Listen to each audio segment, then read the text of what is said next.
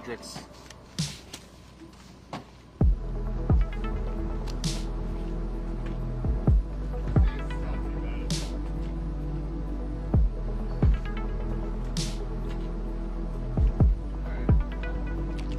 Ready to get over there, Hober?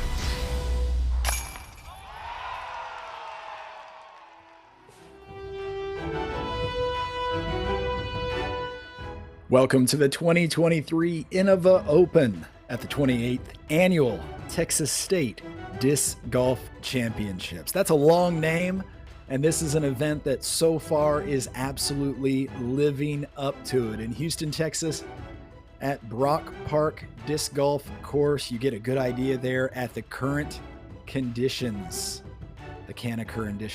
current conditions to be more precise.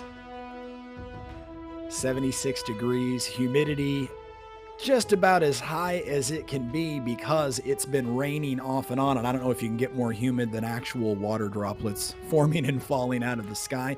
The wind freshening over the course of the day. It was very calm this morning, getting to be a bit more of a factor here in Houston at Brock Park.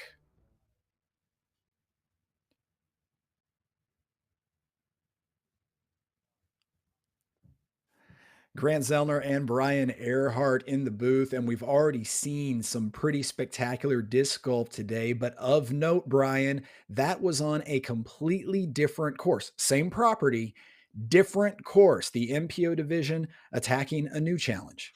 Yeah, super exciting to have two different courses on this property. It's such an expansive place to play disc golf. It was an abandoned golf course that the city of Houston now uses for various events, and disc golf obviously being one of them.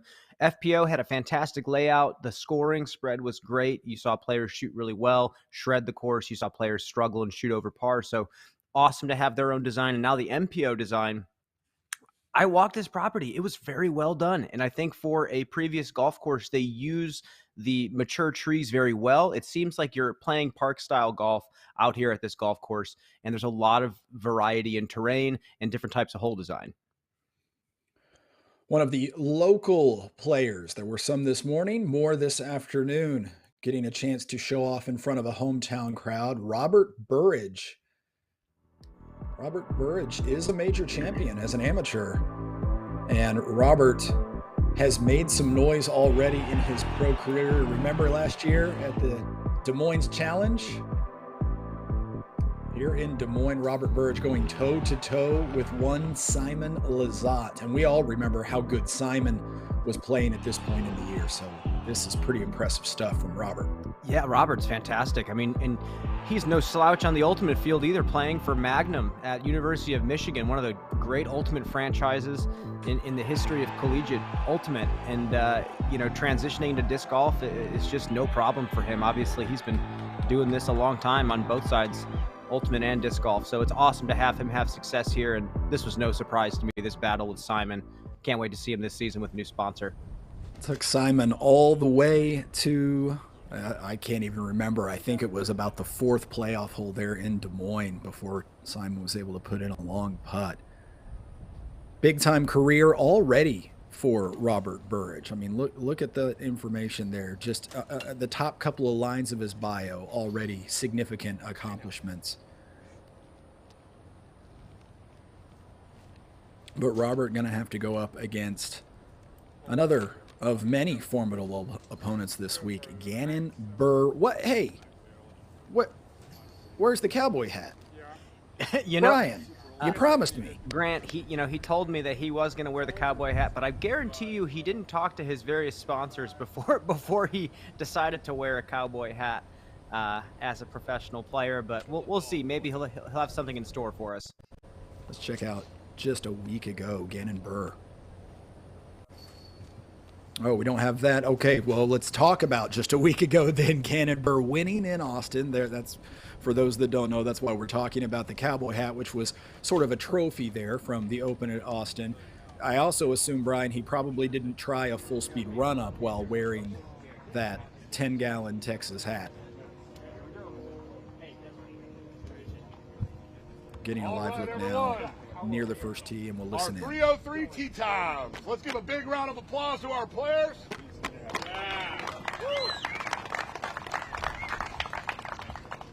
First on the box from Gainesville, Florida, representing Innova Champion Disc and Cool Wick Apparel.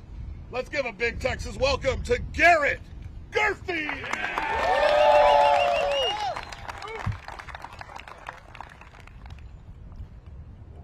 Dogleg left par 4, Mando about 400 feet away.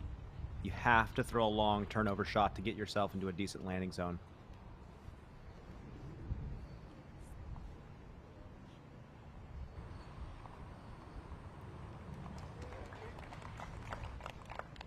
Okay, out in the open. From Lawrenceville, Georgia, representing Gratitude Disc, Big Texas welcome, Ezra Robinson.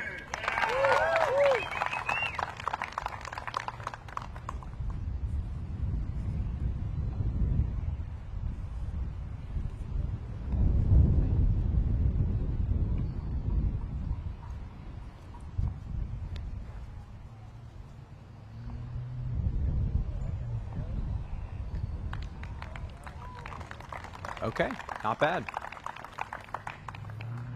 From the Woodlands, Texas, representing Lone Star Discs, Big Texas welcome, Andrew Jefferson.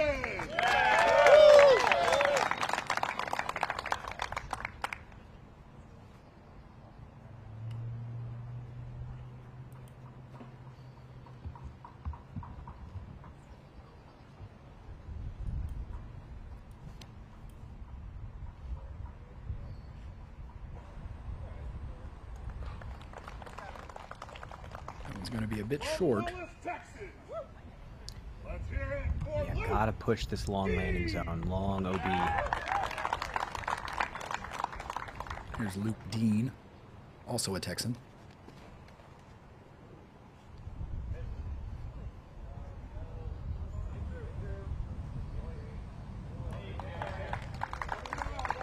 And that might have been a friendly tree for Luke, as the out of bounds comes in tight on both the right and left here at the 717-foot opening hole.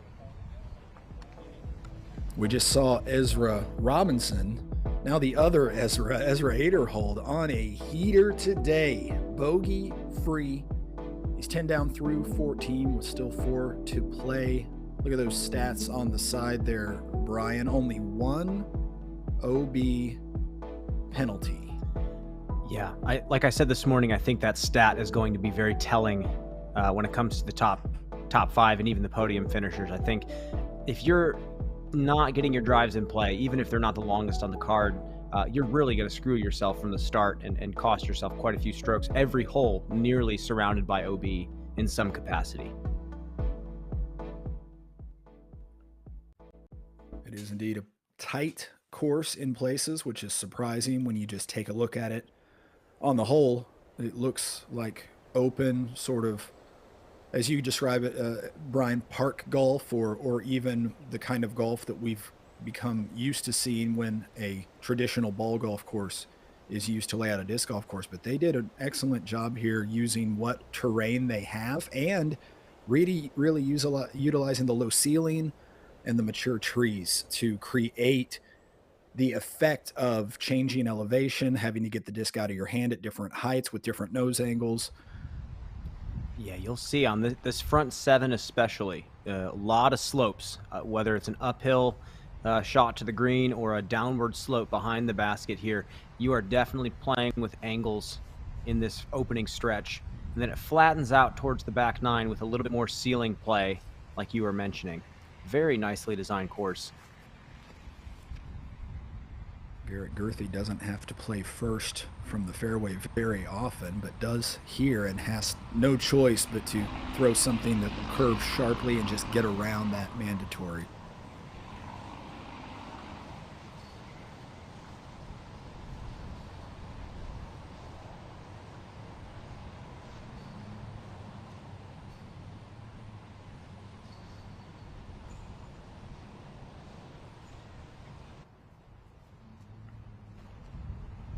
Andrew Jefferson now.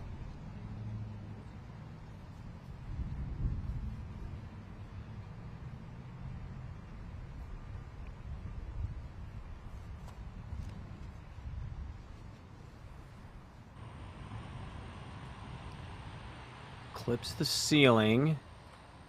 A little bit short. Pretty incredible how often you see that Lone Star Disc logo everywhere. I don't even think it's because we're in Texas. Their rise to the spotlight has been pretty impressive in just a short period of time.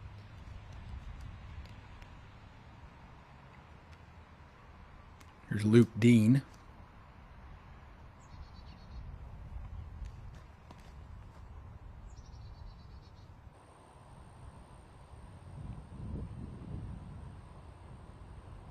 And he was close enough to that mandatory to be able to get around it and progress significantly toward the basket.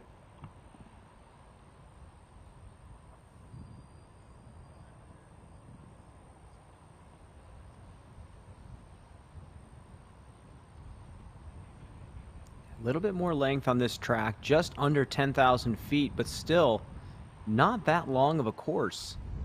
A lot of these par fours can be played very tactfully, very strategically. You don't have to throw max distance on almost any of these holes, maybe just a couple.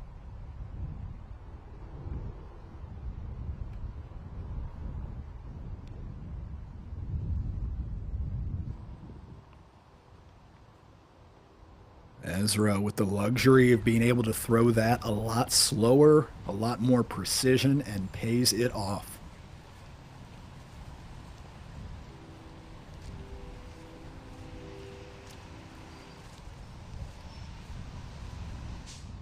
You pointed out this morning, Brian, caddies really earning their keep today, at least through the morning rounds here in Houston, because of the intermittent weather that we've been having. Thankfully, nothing severe, nothing that causes any delays, but we had some significant rain. And I think the thing to point out about that to those watching is these are the kinds of subtropical rain showers where they're not on the radar until 5 minutes before they get there. They're sort of forming and then raining on this part of South Texas. So something to keep in mind. And in fact, I think I see maybe some rain droplets here.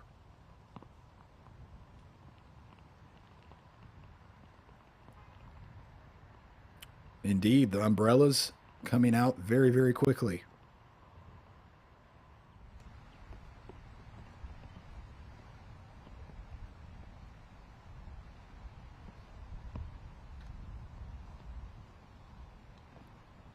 Garrett Gurthie, his third at the par 4.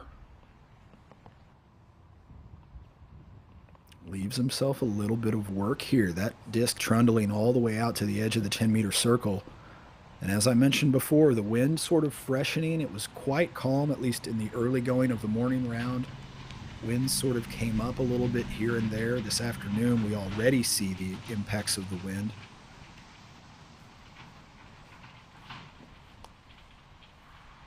It's not a significant wind in terms of making play difficult, but it is significant in terms of disc selection, choosing a good line for putting, all of those things. Luke Dean now for birdie.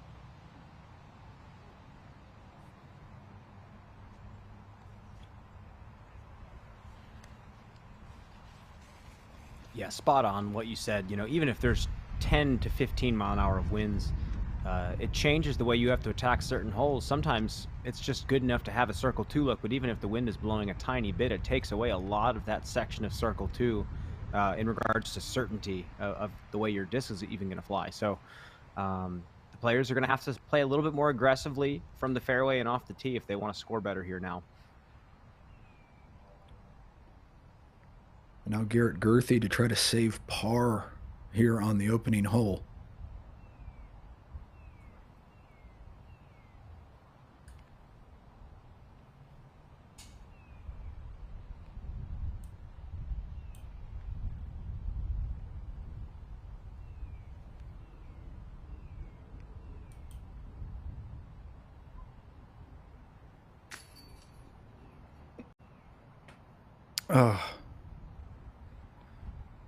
Sort of skips that up off the top of the tray. And yeah, it'll be an opening bogey for Garrett.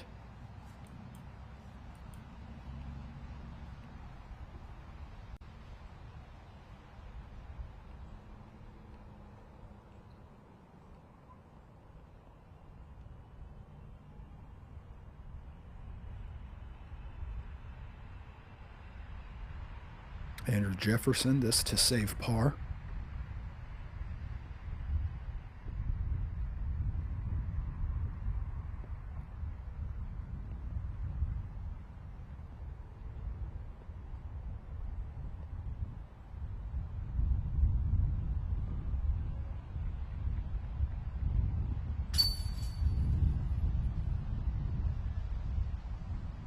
Good, confident putt there.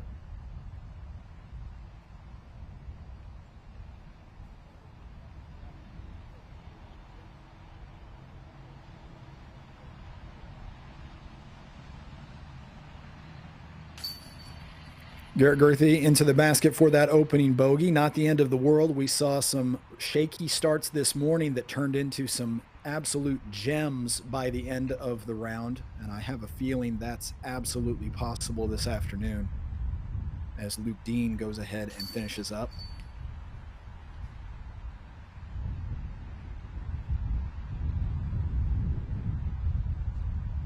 As does Ezra Robinson.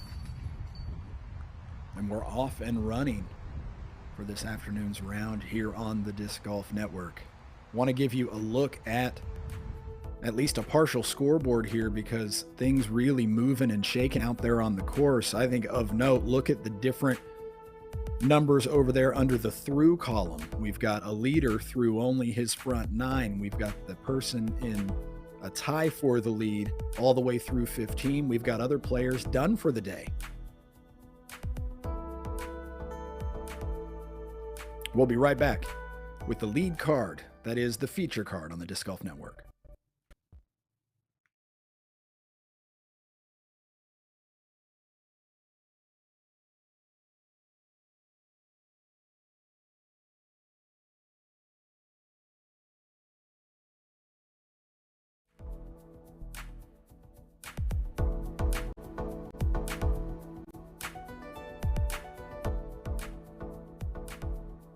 We're celebrating Innova's 40th anniversary in 2023. What are some of the contributions that you're most proud of over that time? Oh, geez. All of my designs, for sure. For the first, I don't even know how many years, 30 years or something like that, we didn't really advertise Innova, we advertised disc golf. And that's what we did. We started marketing the sport of disc golf in 1983. And yes, I'm very proud of that. I'm proud of all of our designs, our basket, and all the rest of the stuff that we did for disc golf.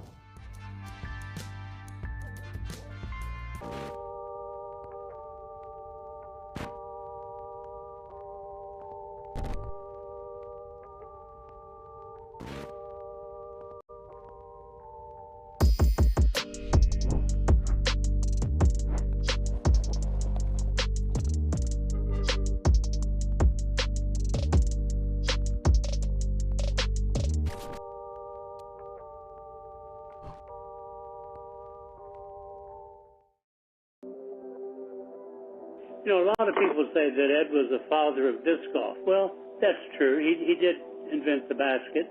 But Ed did another wonderful thing. Probably his major accomplishment was being the first person to realize that we had a sport on our hands, not just a toy. In 1976, Steady Ed Hedrick founded the Professional Disc Golf Association with a dream of turning a flying plastic toy into a global sport. Since then, the PDGA, members, players, event directors, and volunteers have worked to realize that dream. From the very first baskets to courses around the world. And yet, it's only the beginning. We're looking to the horizon with even bigger dreams for tomorrow.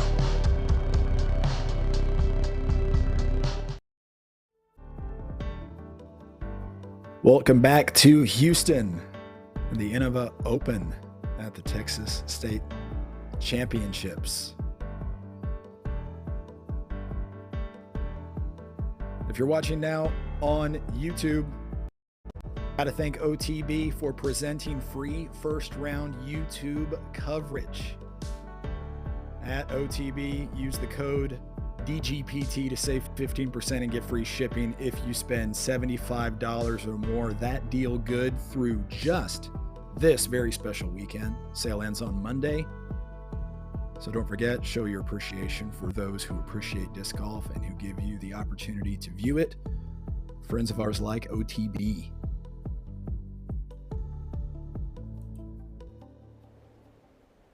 Waiting on our featured card. Brian, I get into the habit sometimes of saying lead card on day one. Sometimes that pans out. It did this morning. Sometimes All right. right. it doesn't, Welcome everyone to our featured we're going to card listen here in. at the Innova Open at the 28th Annual Texas State Disc Golf Championship. First on the box, from Mesa, Arizona, representing Discraft, please give a big Texas welcome to Anthony Varela!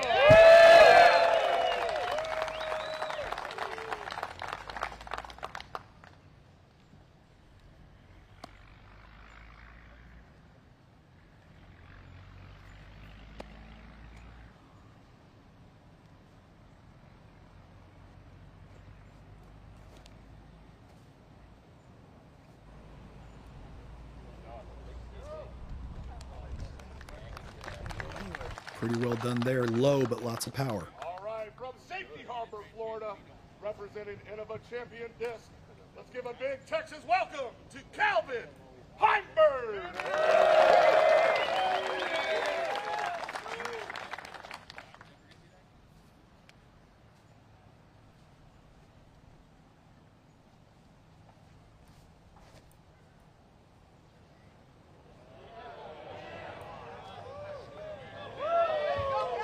Oh, okay.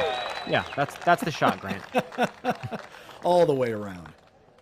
All right, from Urbandale, Iowa, representing Prodigy Disc.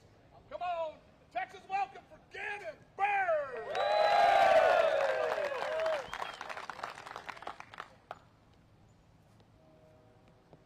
Forehand play, interesting.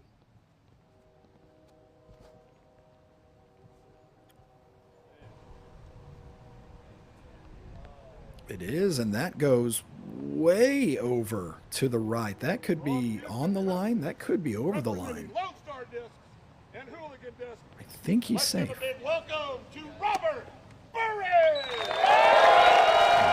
Maybe not safe. We'll have to get that information from our man on the ground, Nate Perkins, here in just a minute. But first, Robert Burridge tees off on one.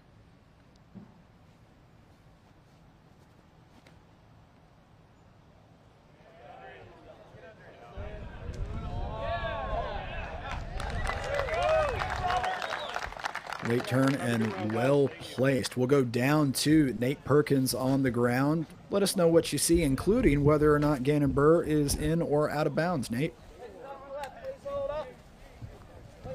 Yeah, you know, this is a daunting first hole here for the MPO field, and I actually like the forehand play, but with the tailwind left to right, Gannon just exposed it to the wind, and he did find OB right here on the first. Nate, can you tell us a little bit about the conditions? This morning we had almost odd off on rain. We know the wind is up a little bit more now. Other than that, I mean, has it rained already once or twice since we came on the air?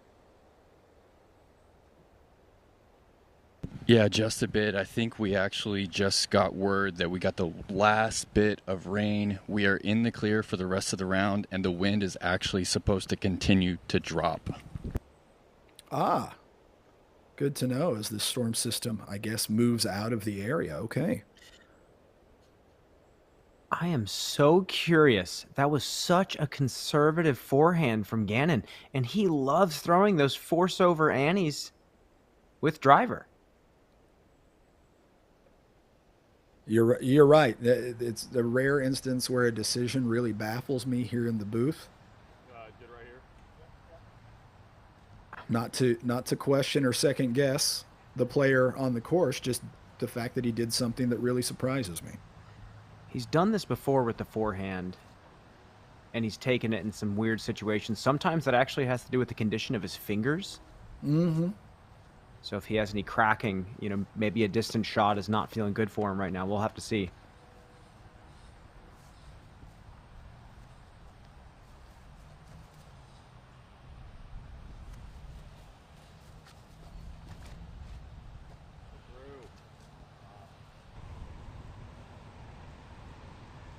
And that one lucky to sort of punch through the way it did for a very lengthy chance at saving the par.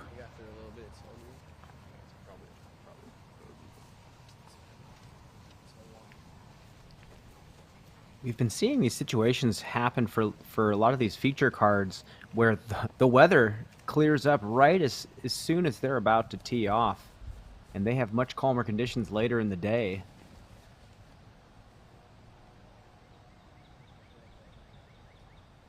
Round 1 at Austin was no different.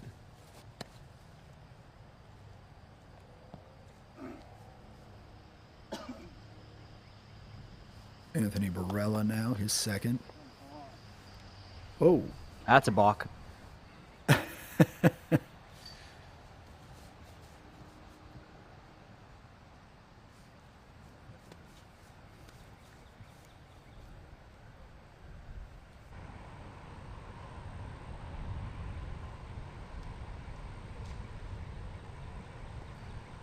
little early. Low ceiling, short of the basket considerably. And really, that is a theme on this course where if you don't bite off enough on the tee shot, you have to deal with such a lower ceiling, almost to the point where getting to the pin is not feasible. So it really baits you into going big, even though there's a lot of green space to land short.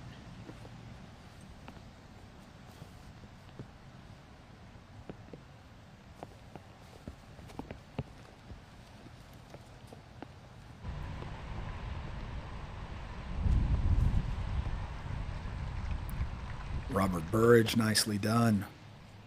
Interesting follow through on that. Did you see how he kind of almost threw out of his shoes there? He threw and then fell back to the right. Touchy little shot. Jumping up with Double G, teeing off on the third now. He's going safe hyzer, but he put a little flip on it. Oh, yeah. Got to go big on this tee shot for that one. That is big. Back to Calvin. Made it all the way around the corner. And just this for his second at the par 4.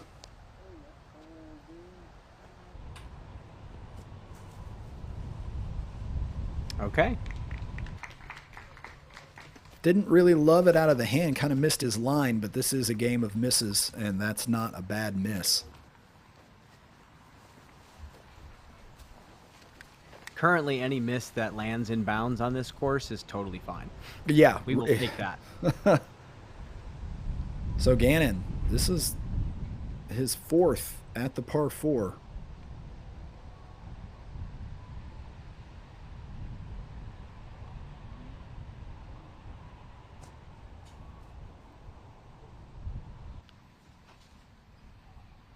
And just a little work left to do to salvage a bogey.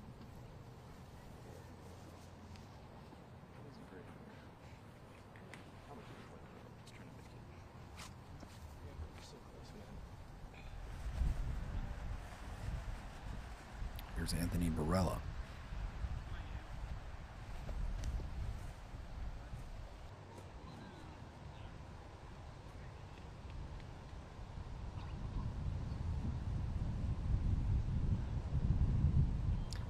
Look at this day 1 gallery for a silver event on the tour. Spectatorship has been unbelievable this season, and it's been so enjoyable to have people come out looking to have a good time and watch some great disc golf. And it's really inspiring to the players to get to play in front of these fans as well. This is just, it's awesome to see.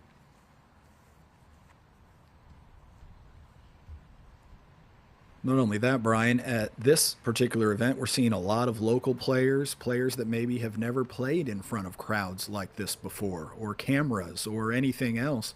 So far, we're seeing a lot of examples of players doing a good job of adjusting.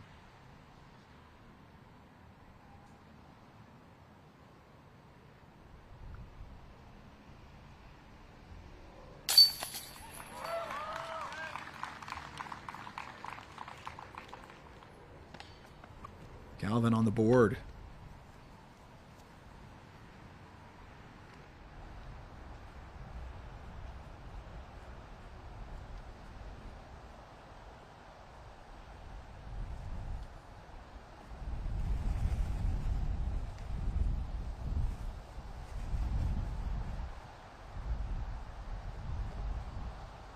Oh boy.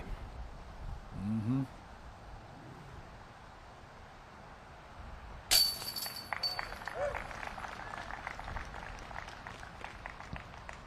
a nice stick there.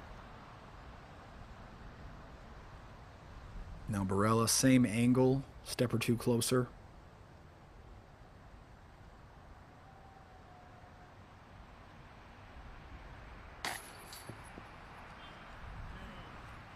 And that putt drops on Barella.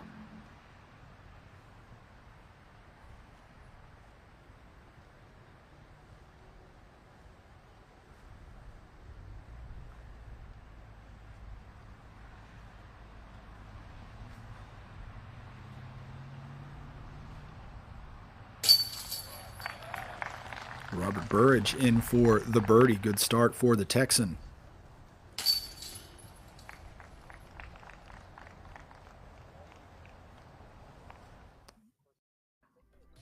Brian, let's check out the course close up. Brock Park is just such a beautiful property. Like I said earlier in the day, the city of Houston is now just using this abandoned golf course for various events. And obviously this week, disc golf is one of those events. And they've created such a nice disc golf course, just under 10,000 feet, par 63. And yeah, there's elevation on this front stretch, and then it flattens out, and a lot of really cool park style golf starts to develop. Ground play, throwing forward and far, and maneuvering through these beautiful mature trees that you see scattered throughout the course. Kind of the challenge here, and the players pretty much universally have said they really enjoy playing out here. Of note, this course newly put in for this event. The course played by the FBO field is on site. It was modified, of course, in places. And Calvin Heimberg with the honors here at the second.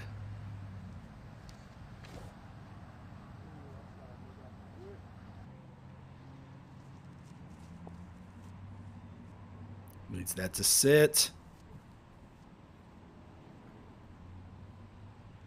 And it rolls over the mound and out of bounds. The OB line behind the basket here comes into the 10-meter circle. A tricky forehand. It plays a little bit uphill, but there's also the low ceiling. And the grass is really not that skippy up here. It kind of hits and digs just like that. Beautiful forehand from Robert.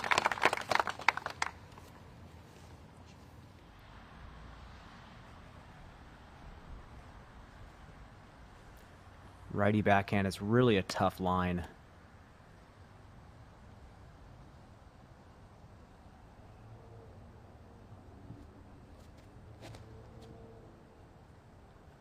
Ooh, does it have enough? Just about pin high. Doesn't catch the edge that Calvin's disc caught, so safely inbounds. That bunker, by the way, that you see in front of the basket from the player's vantage point here is playing as a hazard.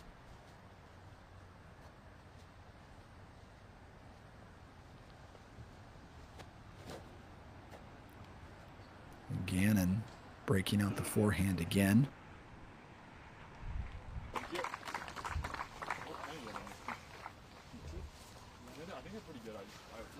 Let's roll back that Zuka replay. Robert Burridge off the tee moments ago.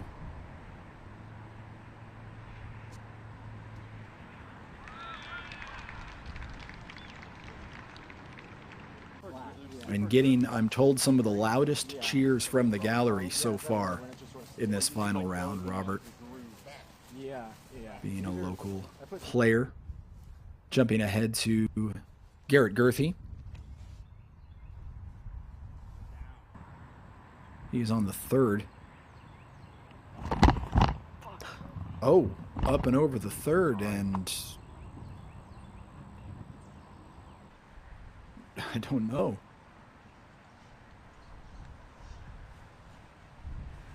I think we're okay here. Got a little nervous after some of the events of recent weeks.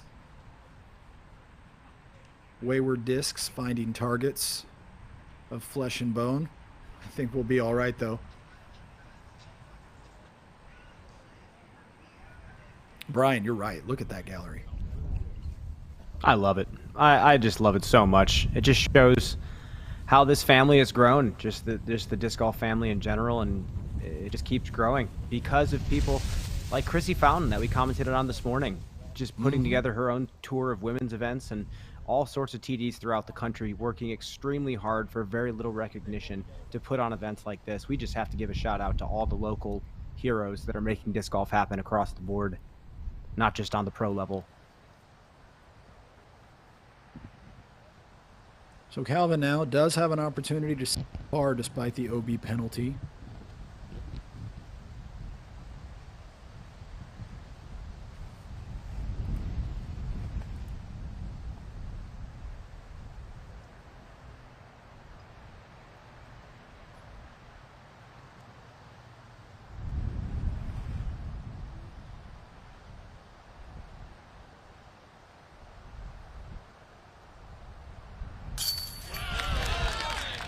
Okay. Beautiful putt in a wind that is, I think, blowing even harder than our Canna current conditions, which we looked over just, 15 to 20 minutes ago. Again in Burr now for birdie. Look at this flag. A little bit more tail for Gannon.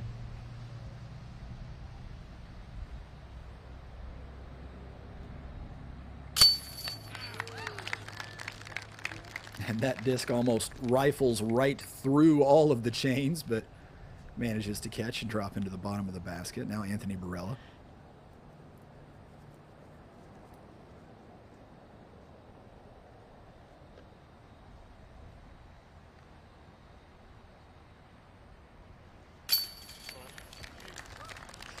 And keeps that putt just high enough to get over the lip.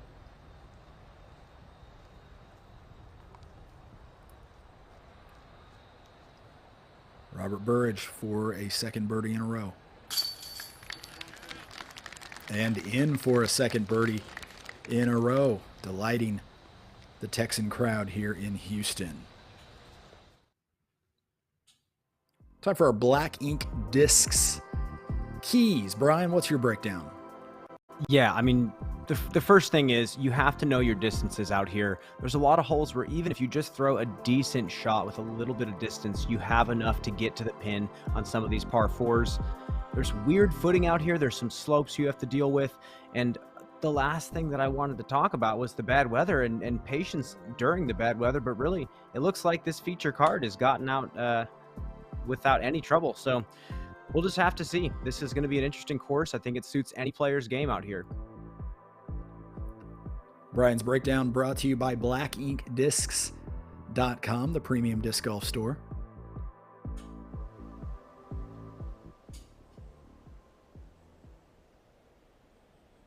And we can see the weather moving out here with this live shot of the horizon.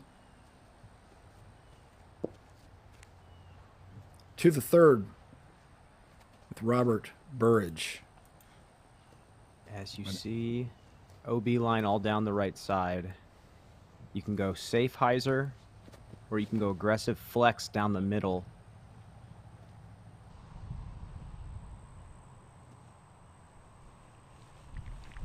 Yeah.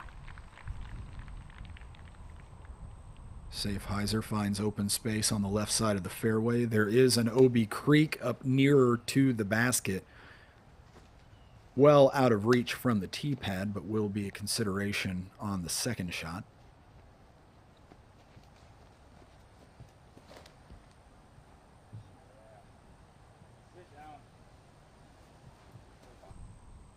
Players with a right to left tailwind here, and that explains how that shot from Anthony Barella gets so much distance and push over there to the left side of the fairway. And I think I see shadows and sun, Brian, for the first time today.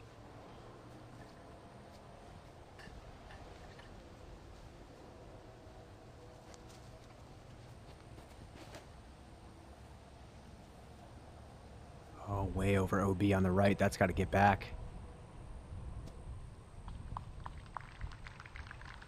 Big shot. A little nervy for a moment, but right in the center of the fairway. For Gannon Burr, now Calvin Heimberg.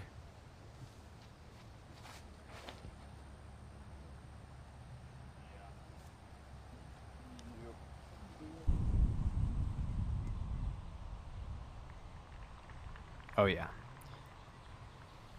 With Go right ahead, B. Well, you see that big valley you have to throw over right here. Yeah. Still so much room to go. You still have a lot of distance on this long hole. Here's double G on 3. Going for the spinner. Look at the sloping green our players will be playing into momentarily. I want to go to Nate Perkins on the ground because some of those drives looked like absolute smashes with a tailwind helping. Nate, how far did those go? Yeah, so Gannon flexed his out over the OB. He's right at 520. Robert Bird's just short of that at 500 feet. Calvin 540. And AB pumped one out to 570 feet just before it slopes back down to the creek. Wow. Almost a downhill run up for Anthony Barella after getting all of that distance off the tee.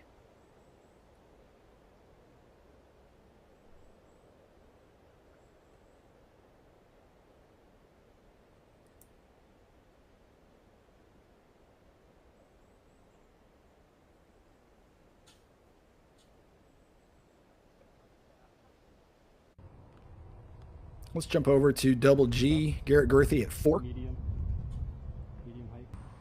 This is a blind par 3. You really have to trust this shot. Okay, that's trust. Wow. And look at the wind whipping. Oh my goodness. That's such a precise, distant shot. That's the best one I've actually seen even throughout the practice rounds this week. Back with our final card foursome. Everybody out off the tee at least 500 feet. First to throw will be Robert Burridge playing across an OB Creek and into a steep green.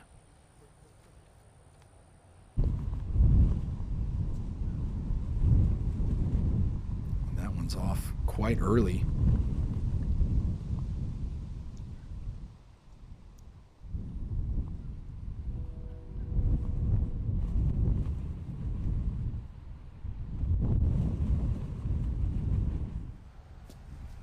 Back to Gannon Burr.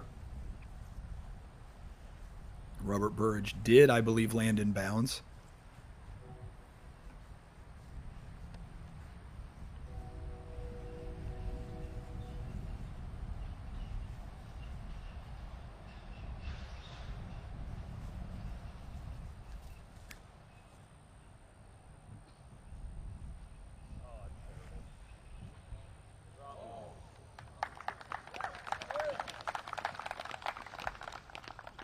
Gannon pin high will have an uphill putt. Yeah, definitely got to play to that strong side if you're going with the righty backhand. You see how deeply it slopes down to the left.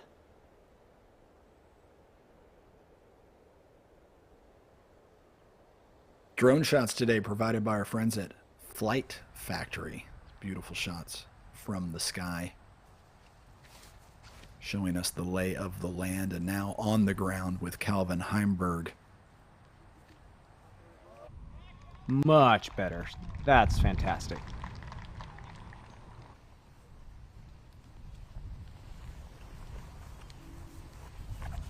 Brian, in walking the course, is this one of the most topographical parts of the property here with this creek and then this hill on the other side? Most definitely, yeah. I would say other than 18, which is a really scenic finishing par 3, the first 7 are going to give you a little bit more of the slope that we're talking about. And yeah, this one is just super memorable. Oh my goodness, look at how far Anthony Barella got up the fairway here. I mean, look how far he still has to go. Wow. It's hard to keep the disc up, though, going downhill. Appears to be maybe looking out to the right, wanting to swing this one.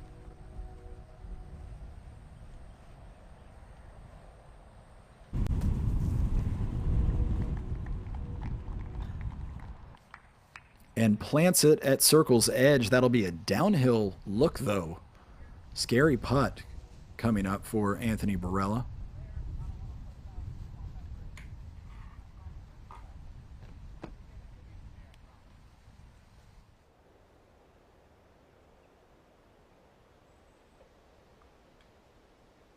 Yeah, Perkins saw the same thing that I did. He said it was a crazy difficult lie to throw that distant shot from.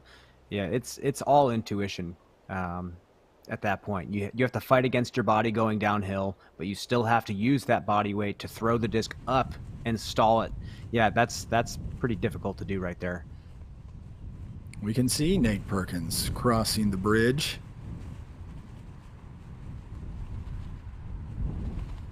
Chatting with Gannon Burr. He's saying, I wore an interesting hat. Gannon, you didn't, but I did. Perk, has Gannon said anything about his lack of promised headwear, Nate? Okay, it's funny that you asked, Grant, because I was literally asking him where the hat was, and he said, well, my mom said no. My mom said no. It is indeed a youth movement going on the professional disc golf tour. My mom said no. Oh, that's awesome.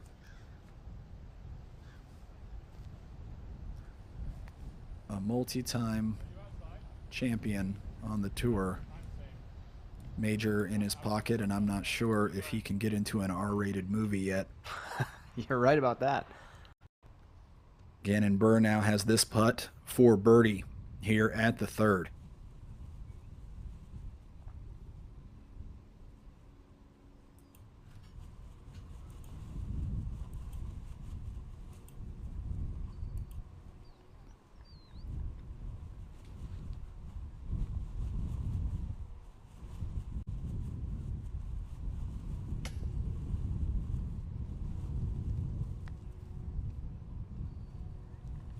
Difficult putt with this wind on an exposed, steep hillside. Now Anthony Barella, will he run this? He sure looks like he's going to. Oh, man. And he's stepping it, too. He is saying, I don't care if I miss. It's not a death putt if it goes in.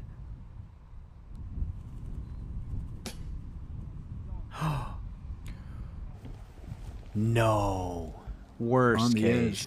Edge and all the way down. That's a circle 2 whisker there on the ground. So this disc now out in excess of 70 feet from the basket and at the bottom of one of the steepest slopes on the entire property.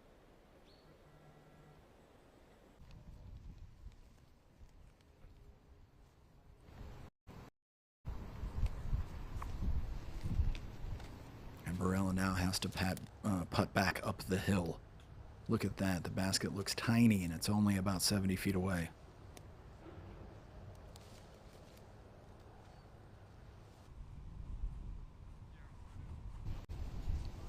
It's just the risk you take, Grant. Yeah, and he even sort of putted it a little bit tentatively, as though at the last minute he decided, nope, I'm just going to sort of half go on this, and then the disc turns up on edge and rolls off anyhow. Now we're with Calvin Heimberg.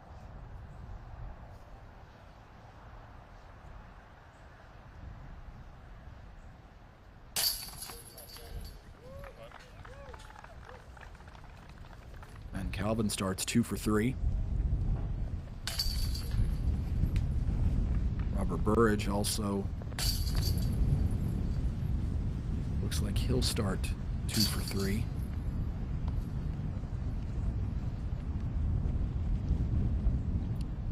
Not to... Well, let's check that for a minute because Garrett Gerthy's getting ready to putt out here on 4, and this is for birdie.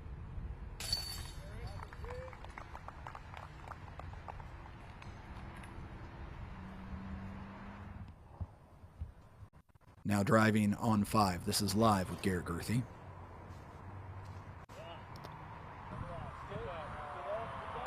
This is a tough par 3 with a huge downslope past the basket.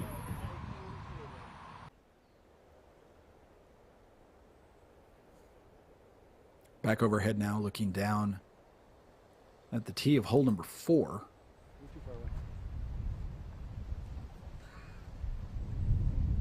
This is the 405-foot par 3, blind to the players. Cannot see the basket from where they are.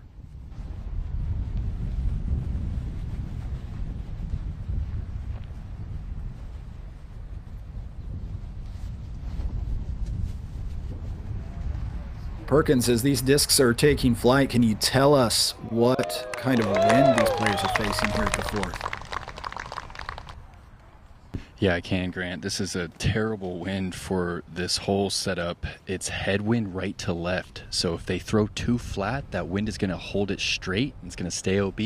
Too much hyzer, that wind's going to get under it and push it left OB. Big challenge here. And I've seen several of the practice videos that different players put out during the week. This hole a challenge without the most negative possible wind, and we've just seen exactly what Nate Perkins was just talking about, that disc holding straight, pushing Robert Burridge right over toward that gallery. You got to keep it low to make sure you get under that canopy, just like Calvin did.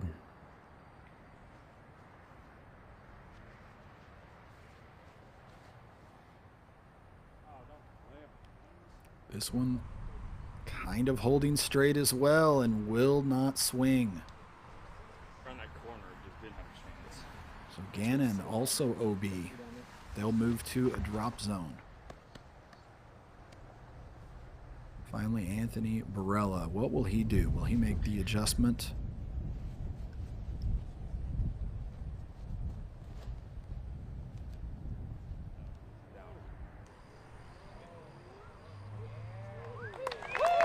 Yes, he did, Grant. Beautiful. Beautifully done. I don't know if the wind maybe dropped a little bit or if Anthony just threw that disc much harder with a lot more angle, figuring maybe to power through the wind before it can have its full effect and shove that disc all the way over to the left. So 2 inbounds and with a great chance at birdie, and 2 heading to a drop zone, hoping for a lengthy throw in to save the par.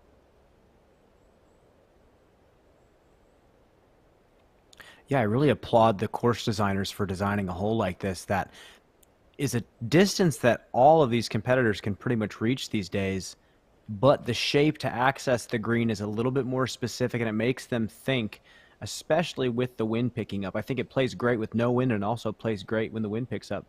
Really enjoy watching the players attack this hole.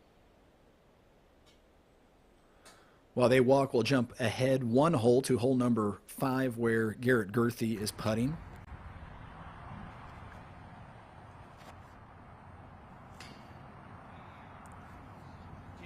Off the basket, but safely, flat on the ground, not rolling away. Now to Robert Burridge, this from the drop zone. And that a likely bogey here at the par 3 fourth.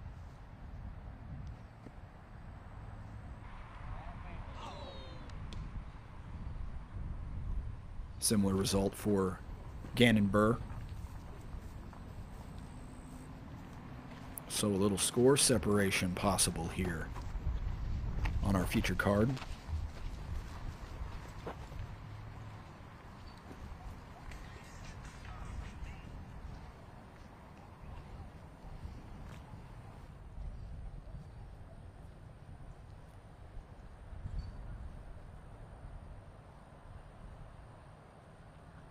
Calvin Heimberg for birdie from about 35 feet.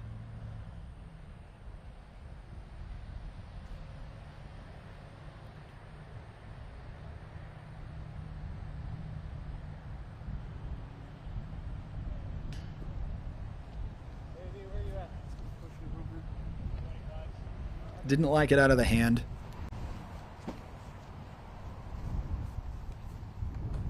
So now Anthony Barella a chance to pick up at least 1 on every card mate.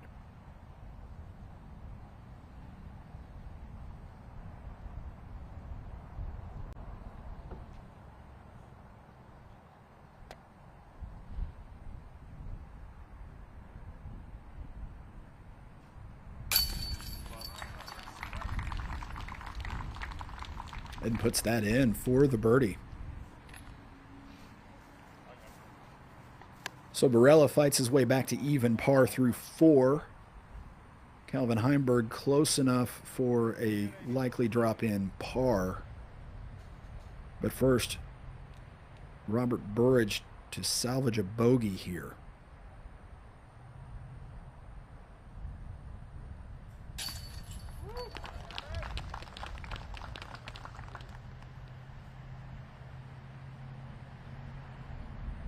and Gannon Burr doing the same. No. Yikes. Put it on the wind side, expecting the wind to maybe push that disc back ever so slightly, and it didn't. So an odd double bogey here for Gannon Burr. Calvin taps in the par, and the score is starting to jump around here on our featured card. A quick look there at the overall leaderboard, most at the top already done for the day, and we'll be right back here on the Disc Golf Network.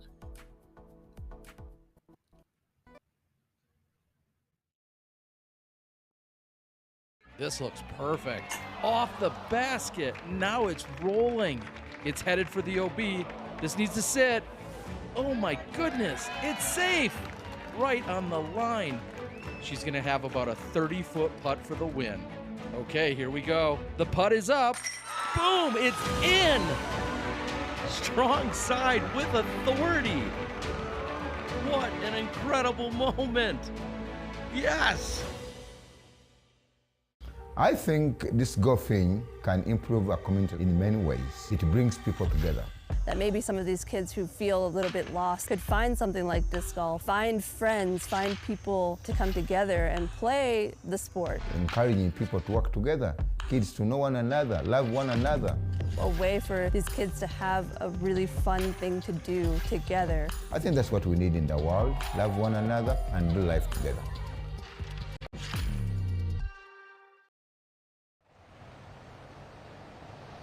Back here on 5 with Anthony Barella.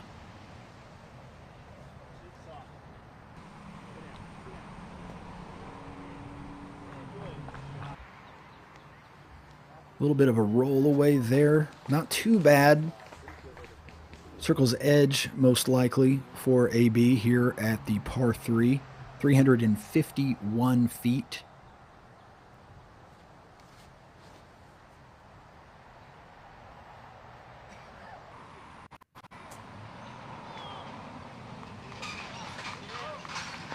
That's the shot there from Calvin. Yeah, this slope is tough, and the disc can get away from you real fast. So you got to aim to land short right of the basket. Robert Burridge now trying to come back from a bogey at the last.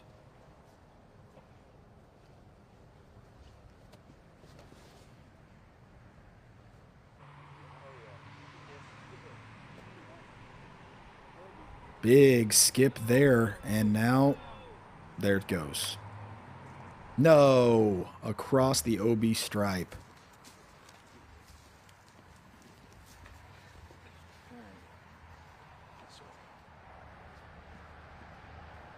I'm not 100% sure he knows that that disc rolled out.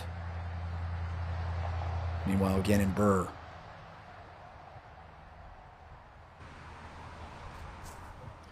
If you've got the play, I like this play a lot, going up the gut. I think that's his natural inclination to go straight like that.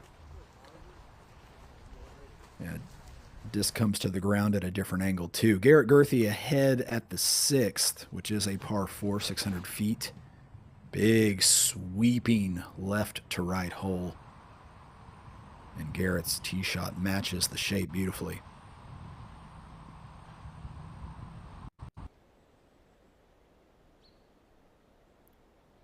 Final card making their way down the fairway here at the 5th. And one more time, want to thank Flight Factory for these shots from the sky. Appreciate the chance, due to their support, of getting to look down at this property and see the lay of the land from the sky and give viewers this perspective that shows where these OB stripes are. I mean, look from this vantage point. It's like you're looking at a caddy book drawing, except it's real life.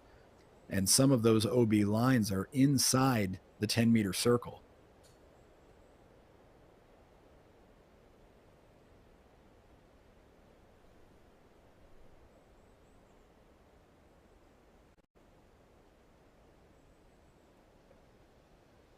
Robert Burridge making his way down to his disc. Of course, he knows now that it rolled out of bounds, so this will be to save par at the par 3.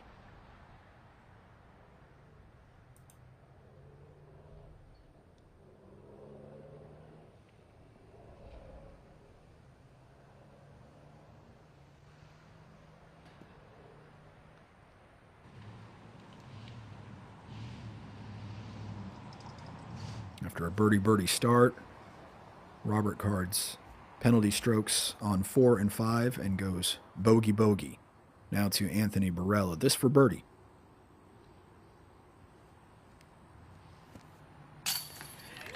There it is.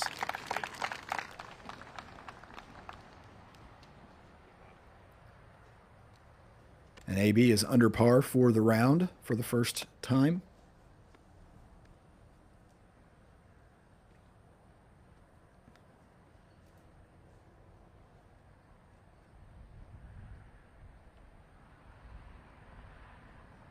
Now Gannon Burr coming off of a double bogey at the 4th.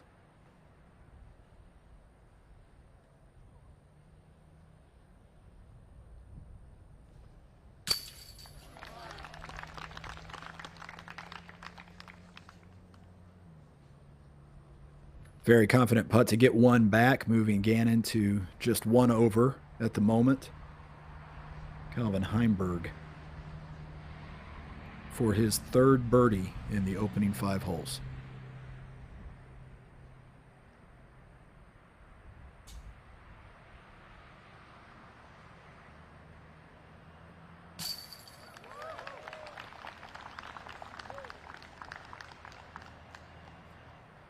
And Calvin keeps the pace.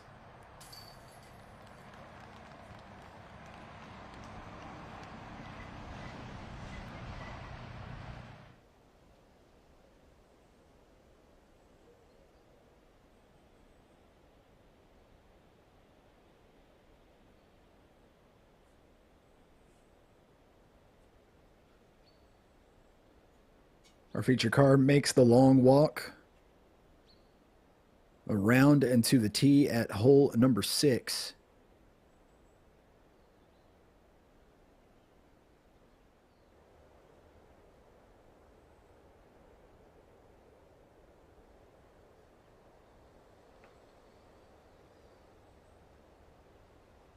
Double G is ahead of this group,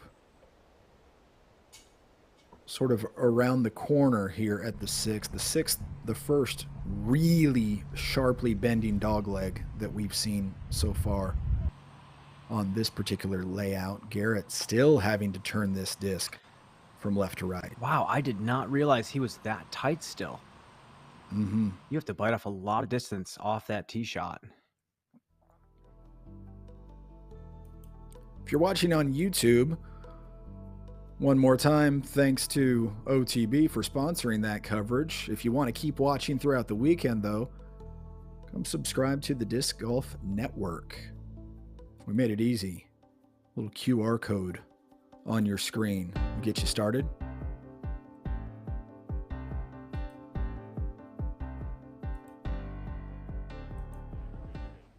My children would be impressed that I correctly identified that as a QR code.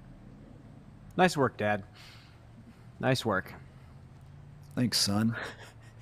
Anthony Barella now at the 6th, uphill and bending sharply back to the right.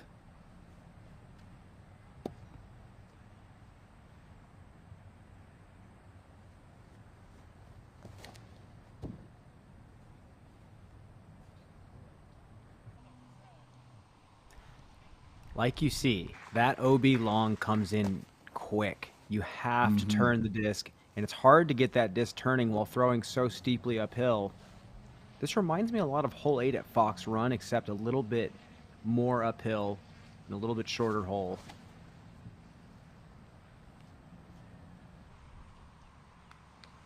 There we go. Perfectly placed there. Brian, when you walked the course earlier from your landing zone, do you want to be more to the outside OB line, that is the left? Do you want to be a little tighter? What provides the better angle to the basket? I like pushing the far OB line as much as possible. Then you're not having to do necessarily what Double G was doing and having to throw another blind Anheuser. You at least have somewhat of an open look at the basket. Gannon Burr.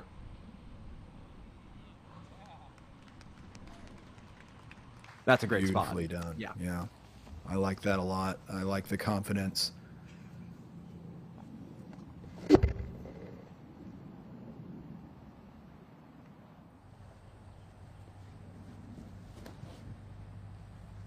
And Robert Burridge.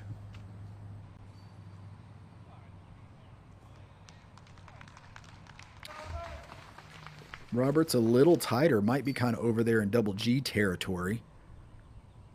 Speaking of Garrett, we're up now at the green with Garrett.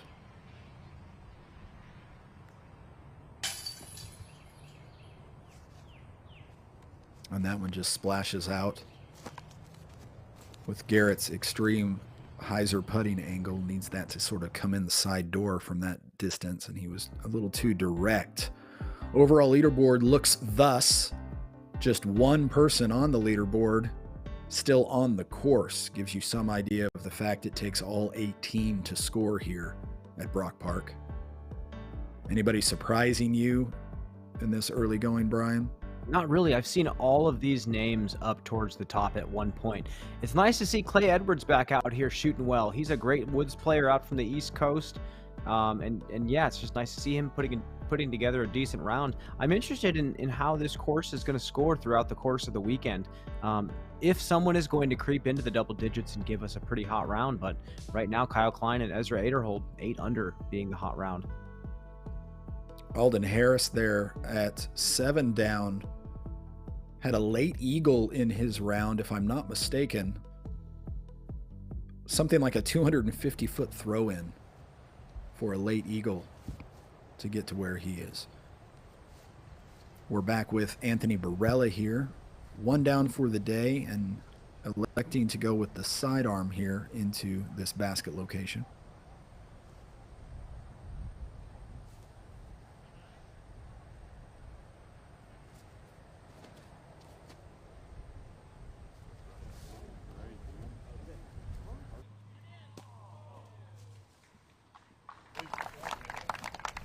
Just beautiful.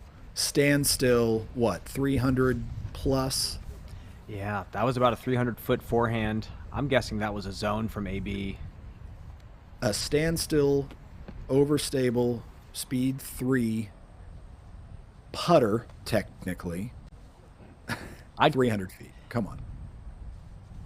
I'm sure he was very happy to put that disc in his bag when he switched over. Here's Calvin. A little bit different line, a little bit more hyzer out of the hand, less stall.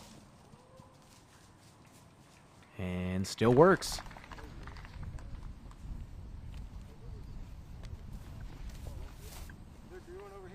It's an approach clinic here at the 6th thus far.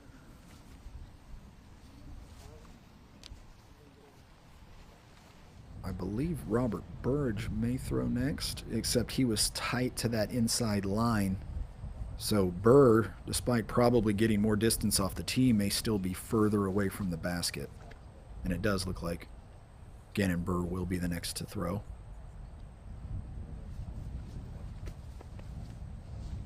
Speculation that his caddy is his brother, because they sort of look alike. Don't think that's the case.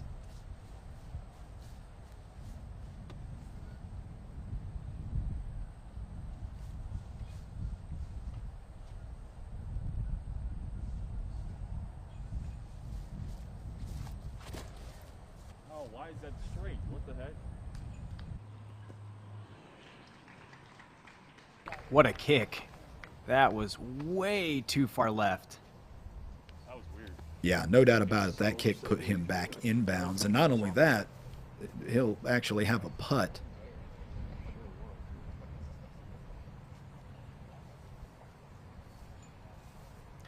As Michael Johansson sometimes says, it's better to miss by a lot than a little sometimes. So in that circumstance, Gannon definitely benefited from that. That was really good. Robert Burridge.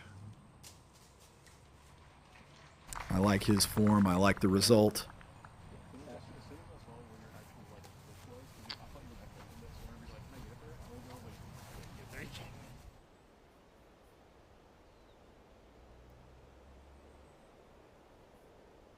And we look down as everybody approaches the green, trying right now, Brian, to get a gauge on where these players need to be in order to mix in with the players you see there on the leaderboard by the end of the day. I think we're in pretty good shape thus far. Calvin, 3 down through 5. Anthony Barella's got 3 birdies. He's righted the ship, and he's back under par.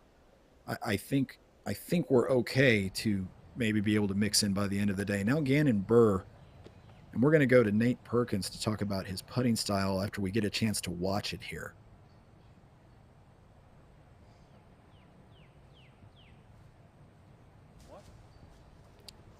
Ever so close, but effortlessly at the basket height. Nate, tell us about Gannon Burr's putting style.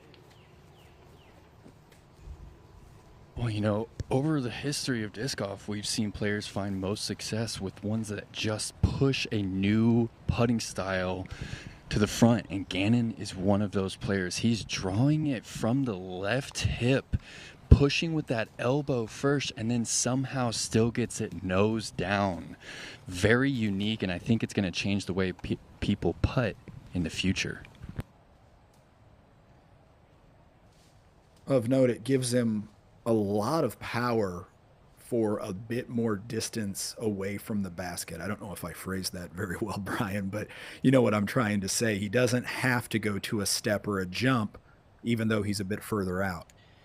Yeah, I mean, when you're drawing it from that side of the body, and, you know, it's ironic to be talking about his putt being so good when he's missed a couple of short ones. When you take that putting style on, that drawing it across your body, kind of spin, push putt, more on the spin side, you risk having off days with your release point. And that is true. And it looks like that's kind of where he's at right now. He's made some good ones, missed some easy ones, but I agree with Nate Perkins. I mean, if Gannon continues to find himself towards the top of the leaderboard over the next few years, we're going to see kids, instead of looking identical to Paul Macbeth like we saw for multiple years in a row, we're going to see kids looking like Gannon.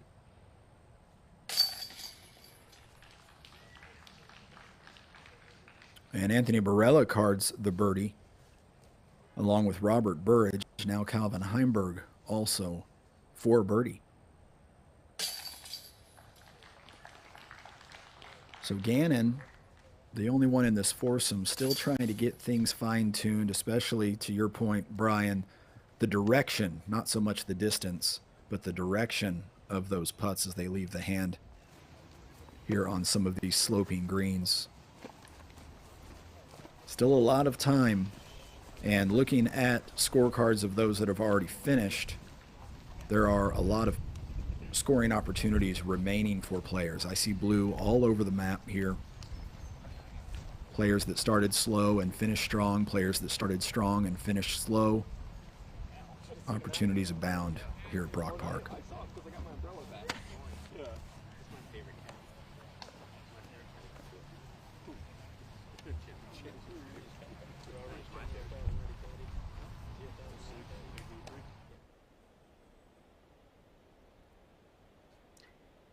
We move up to the 7th hole, which is a bit of a curveball thrown at the players here. A little bit shorter, a little bit more woody of a shot.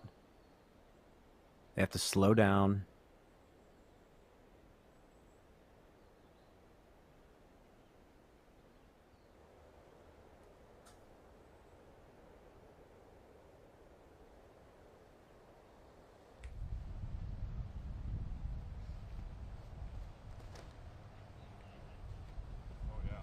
Anthony Barella shows us the way. Exactly the way. What a shot.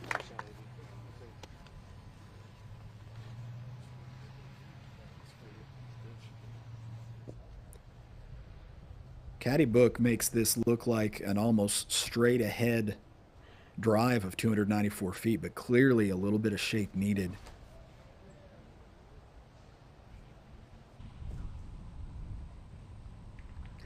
Yeah, just at the very end of the flight. I was watching players get up there with forehands as well. Just can't be too overstable of a forehand if you want to use that shot. A lot of players are going to do what Robert is doing right here, just a smooth turn over to the right.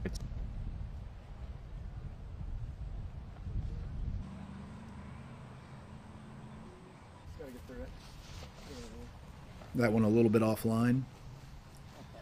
It wasn't amazing, but really it's only 294 feet, so even if you throw 250, you're still putting at the basket. Now Gannon Burr, late flipping Putter, it looks like, and an unfortunate tree kick.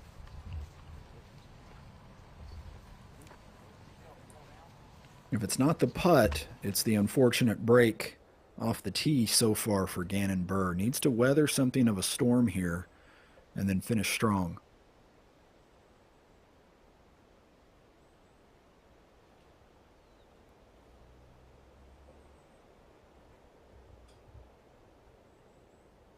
Yeah, it's funny. We talk about, players influencing generations of young players. And I remember back when Anthony Barella looked a lot more like Paul Macbeth, when Paul was really starting to win his streak of championships.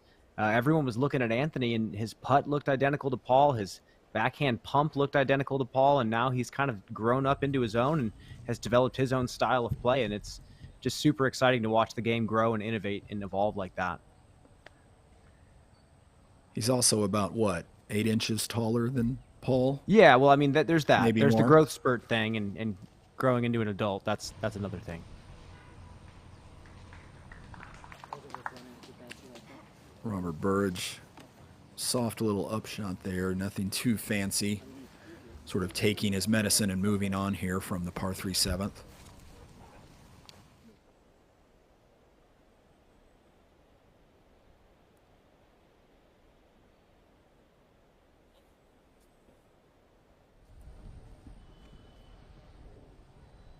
Here's Gannon. This has been sort of his MO today. Just a little bit out of position. This is a birdie opportunity, though.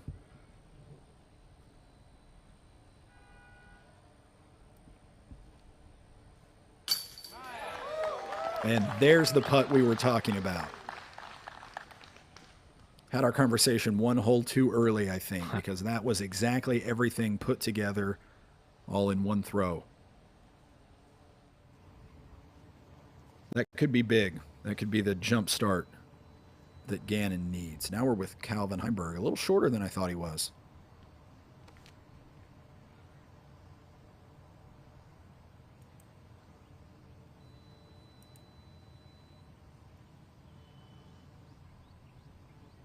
Hi, I'm Innova.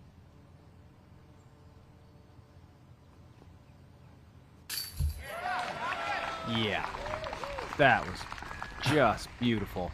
He's been putting and hitting some big putts and really tough crosswinds. Got to give him props for that. He's had a couple of really rough circle 2 looks that he's knocked down. Makes it look effortless from that distance.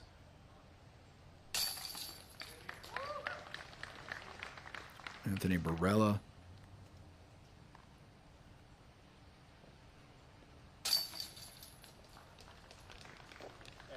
In the basket for the birdie. Robert Burridge saves the par. And players have now kind of a lengthy walk to get to the tee pad for the 8th. So while they make that trek, we'll take care of a little bit of business. But first, one more highlight to leave you with. How's that?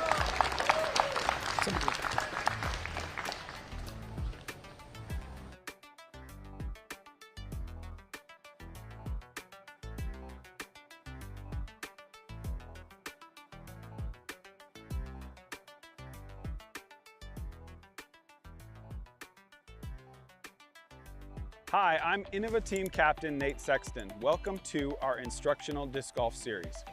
Maybe even bank over to the right, and that's going to give the putt loft. Slight flex line, so you'll see this come out a little bit higher to give you a variety of different shot shapes. The farthest away player should go first towards the basket.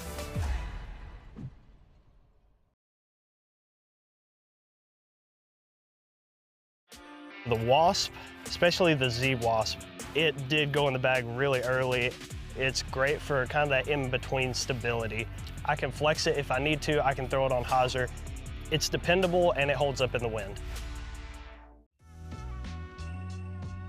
The Savant is a little less overstable Thunderbird. So if you don't have quite the power to throw a Thunderbird, you can throw the Savant and you can throw it farther.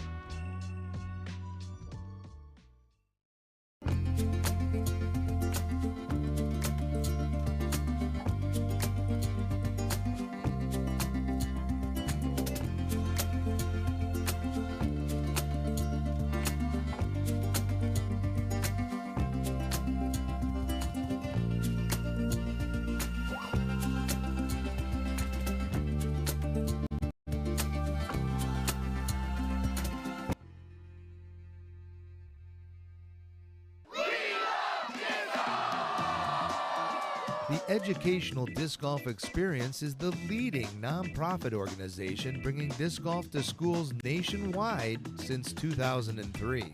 Edge provides age-appropriate discs, targets, and a classroom-linked curriculum which empower educators to teach the fundamentals of the sport. In Edge's 20 years of existence, over 2 million youth have been introduced to this great lifetime activity. Be a part of the next chapter of disc golf. Support Edge today. Joel Freeman.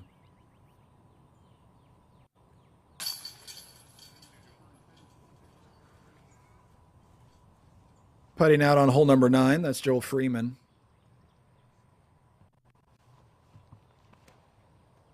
Driving on hole number 10 now.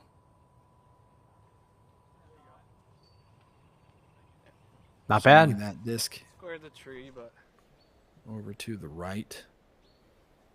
Joel is 4 under on his round so far today. Pretty well positioned now that he's halfway through his first loop here at Brock Park. Our feature card has made their way all the way over to the tee here at the 8th, which will be our first par 5. And a lengthy one at that. It's a beast. It is an absolute beast of a hole. If you're just patient and you throw a couple of really nice first shots, you have a nice opportunity to grab a birdie. There is a chance that somebody could eagle this hole with 2 extremely aggressive shots. It would definitely be shocking. Well, sure. Both shots would have to average better than 550. And we're going to go ahead and fly over it. I don't know if we need to call the FAA for a flight of this length, but what do you see, Brian? Yeah, I see a wide open first shot, but I don't see a lot of room to throw a flex distance line here. So you have to kind of push a hyzer, get it to flip up and ride straight as far as you can without going OB right. Left OB is a little bit harder to access, but once you get to right about there where the drone was, you have an option to either throw a roller second shot down the left side, you can throw a hard backhand down the right, or you can try an aggressive over the top anhyzer to get yourself in position for an eagle. I would love to see it, but at 1,161 feet, we will just have to see, Grant. Sorry about losing our drone about halfway through there, but you get the lay of the land here with the caddy book visual there on the right of your screen, and now you're looking down the fairway from overhead. Anthony Barella will be first to throw. Can't even see the basket. It's seemingly, I say seemingly, it's a 1/5 of a mile away.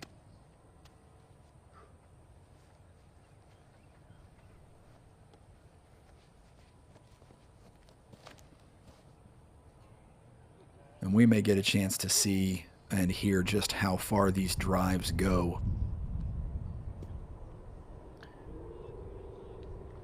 That was huge. That was not even a full flight from AB, but I'm getting word that that was 545, so a nice start. Oh my. A 545-foot hyzer. Yeah, it stalled out at 545. Calvin Heimberg next.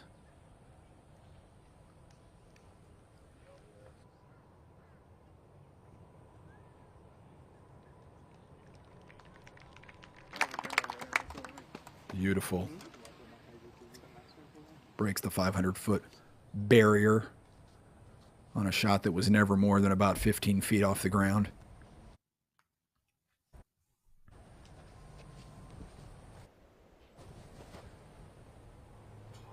Look at this. From up overhead, we see this disc turn. Maybe too much. Yeah, he hated that shot. I saw it come to the ground. I saw the white flags as well. I think it did stay out of bounds. I don't think it rolled back in. And that is the confirmation I'm hearing now. So, unfortunately, Gannon, OB. And now Robert Burridge, a little safer, it looks like here.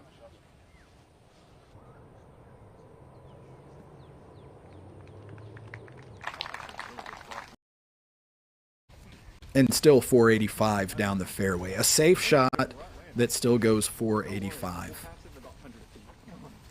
Impressive stuff. I made it on top of, like, so you see where it starts to go up.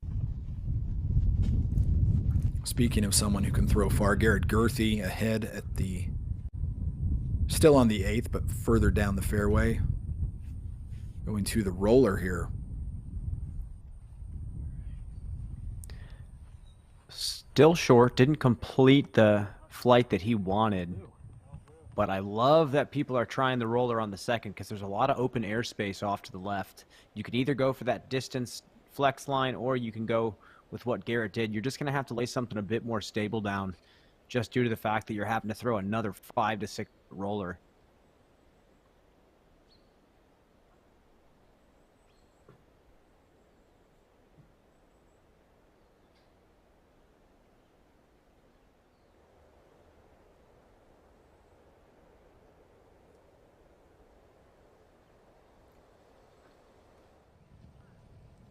Looking down at Gannon, determining where that disc was last inbounds.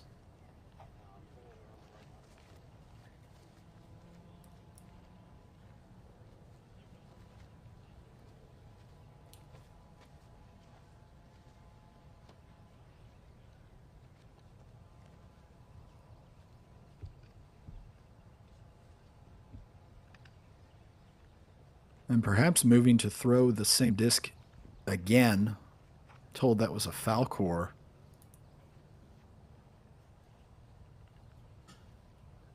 Which means he intends to try to get maximum distance out of this throw.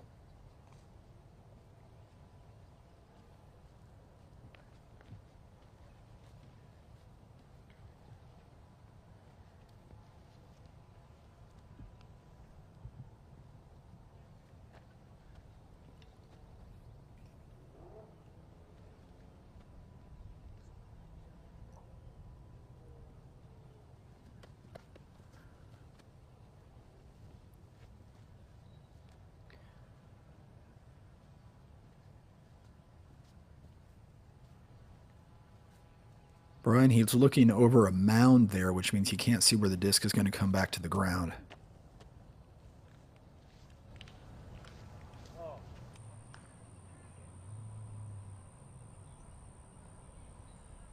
Oh boy.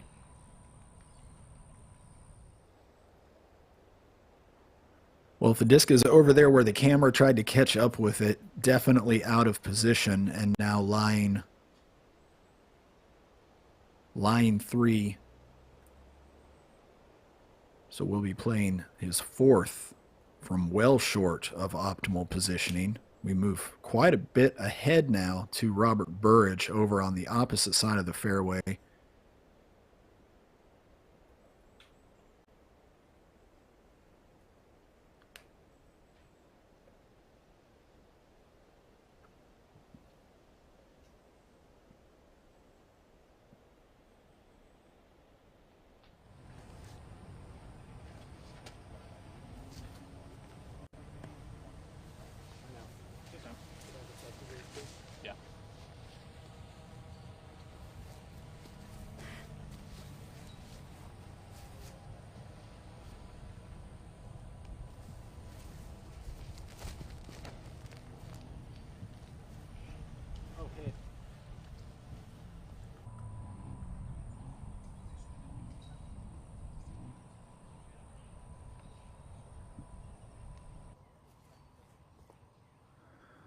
Catching up with Joel Freeman on the 10th.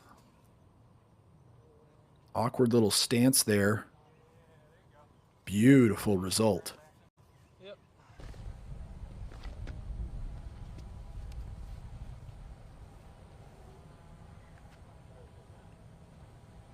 Trying to get an idea here of where Joel stands in reference to the field, and with 5 birdies, offsetting 1 bogey on the day and a lot of golf to be played, he's ready to go.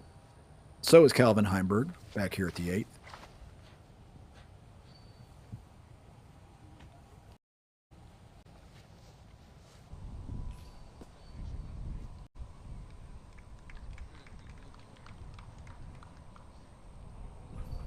Yeah, not and that bad. looks well placed, well placed.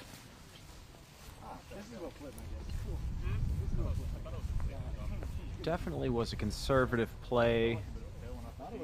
Want to see if Anthony has the distance to go for the eagle, and even if he has the desire to do it. It'd be an easy birdie to just throw a high power hyzer from where he's at. I'm trying to see the line that he would need here to get up there for the eagle as well. He'd have to go left. He'd have to go left of this first tree. And that's playing over power OB, roller. yeah? Yeah, power roller, left side. You could go over the top of the flex, but he's just going to take an easy birdie and move on.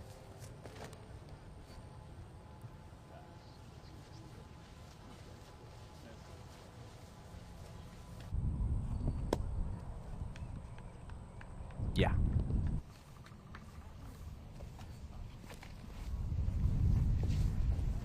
All right. While they progress forward, we go to Joel Freeman, birdie opportunity.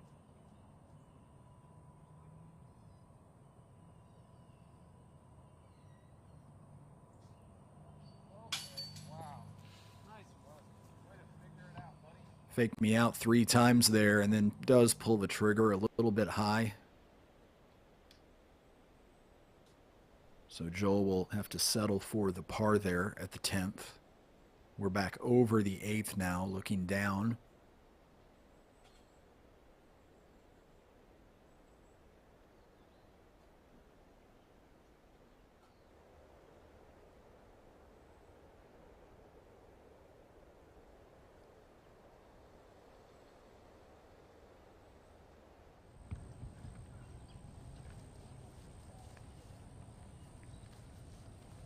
Gannon Burr sitting right now in a tie for 67th.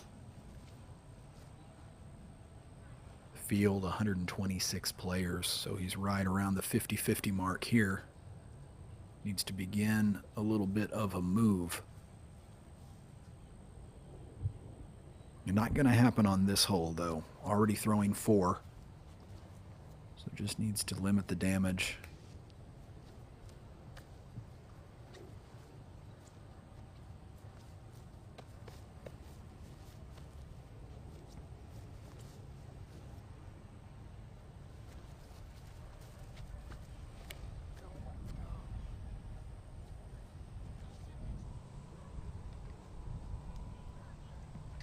Didn't like it again. Instantly out of his hand.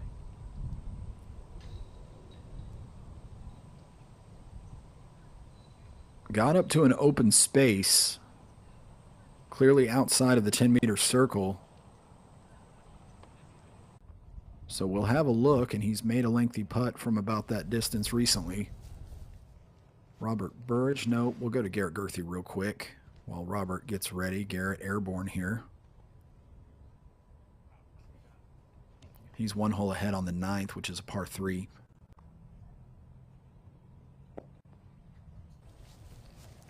Now back to Robert Burridge at the 8th.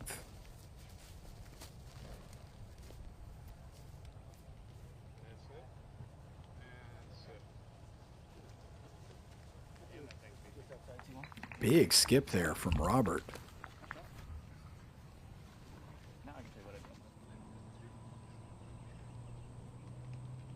So he'll have a birdie opportunity, but it'll be from well into the 20-meter circle.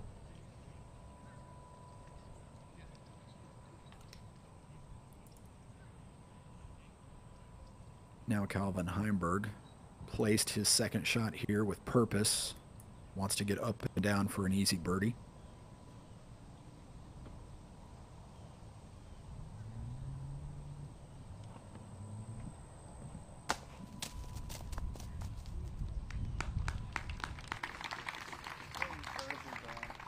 Okay.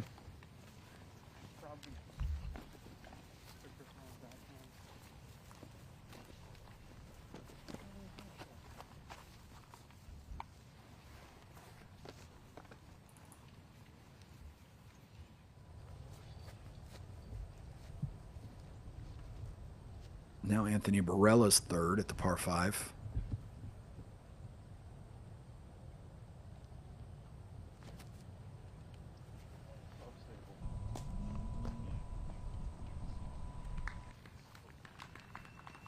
And that into the circle. Anthony Barella, 950 feet in his first two throws there at the 8th. Remarkable. Now Anthony, excuse me, we've got Freeman now ahead at the 11th. Loving that.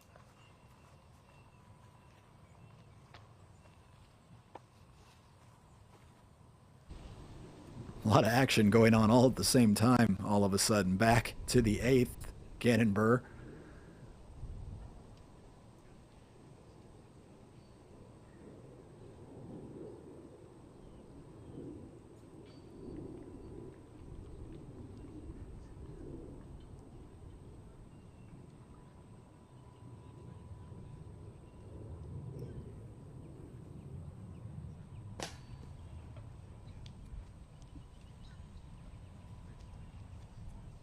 And clearly Gannon expected that disc to lift based on the wind direction. It does not. So Gannon assured of a bogey here at the par 5 8th.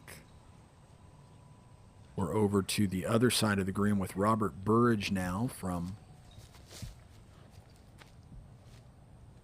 right about 40 feet, maybe 42.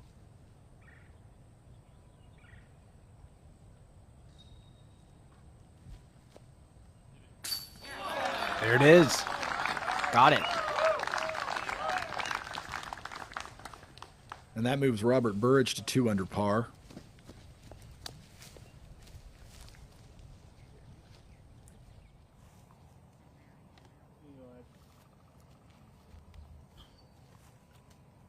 Robert is into a tie for 34th at the moment. Calvin Heimberg will putt next.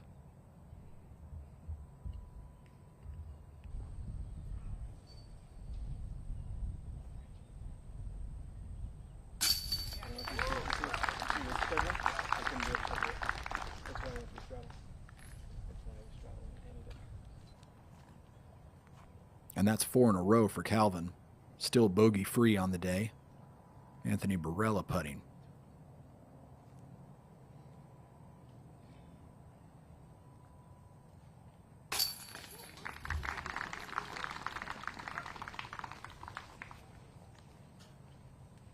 AB in for the birdie. Gannon tapping out for the bogey. And they move on. We'll be right back here on the Disc Golf Network.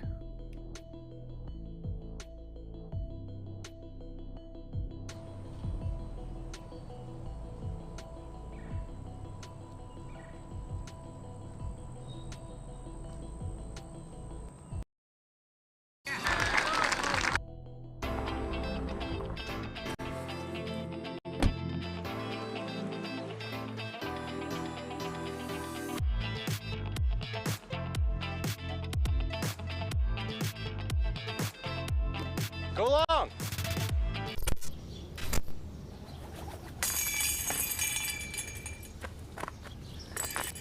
Whoa.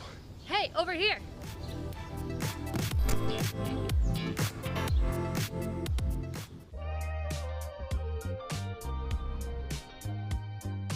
Get ready, Tennessee. OTB Tour Series Skins is coming to town, and you don't want to miss it. We got a card of heavy hitters, so come join us in Nashville on April 6th. Check out dgpt.com for tickets, and we'll see you out on the course.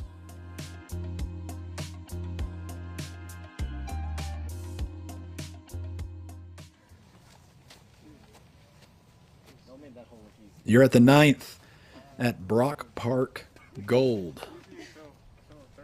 Our featured card coming off of the extremely long par 5 8th and now back to a par 3, requiring a lot of precision off of this tee. Anthony Barella will be first to throw.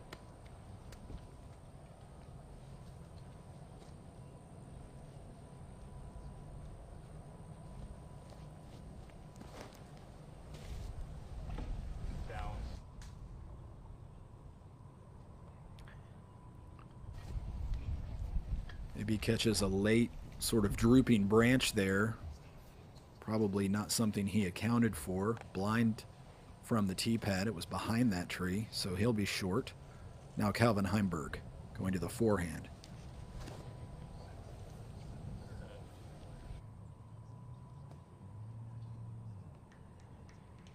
Great shot. It's not an easy fairway to maneuver. A lot of low ceilings. I think the most open is that righty forehand down the left side, and just playing it a little bit far right on that other side of the green.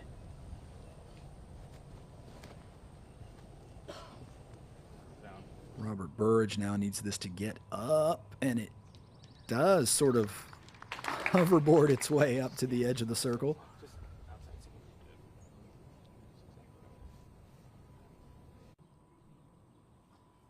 While we await our final to tee off there, we'll look ahead. We're on 11 now.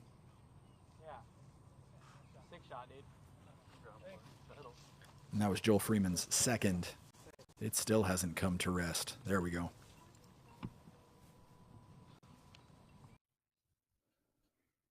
Now back with Gannon at the 9th.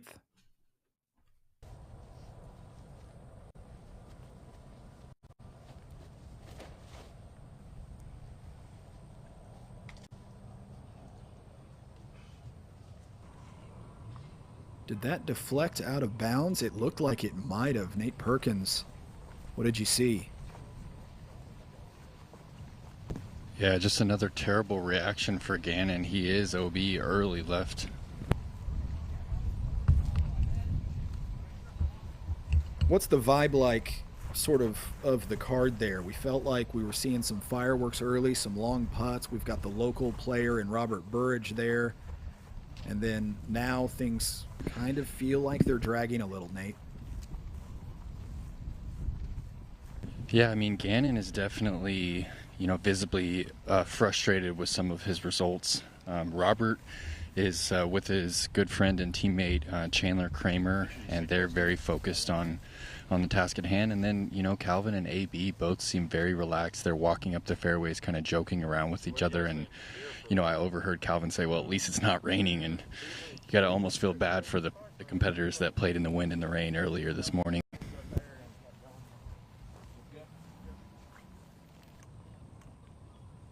So Gannon Burr, yes, quite far back here. Forced to jump putt an upshot, and now we'll have that to save his bogey at the 9th with Anthony Barella now.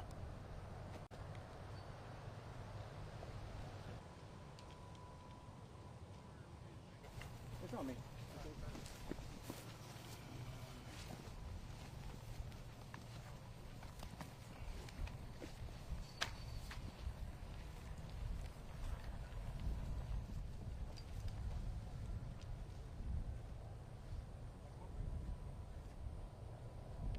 Robert Burridge for birdie.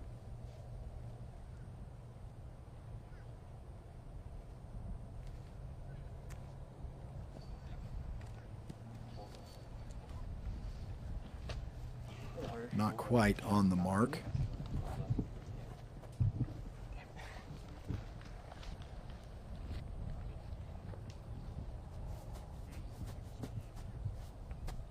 And now Calvin from around 40 feet.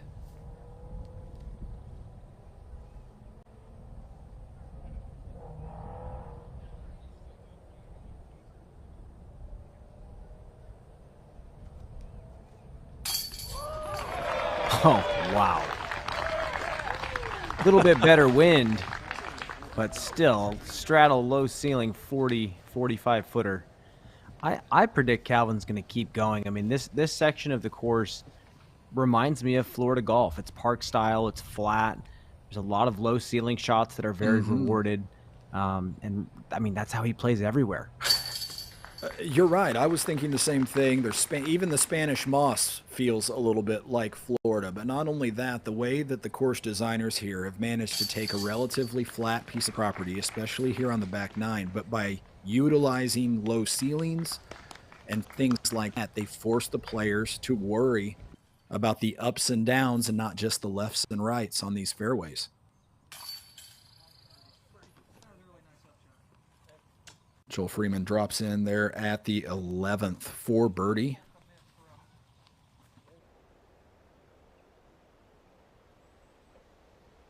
Knocking on the door of the top 10 is Mr. Freeman.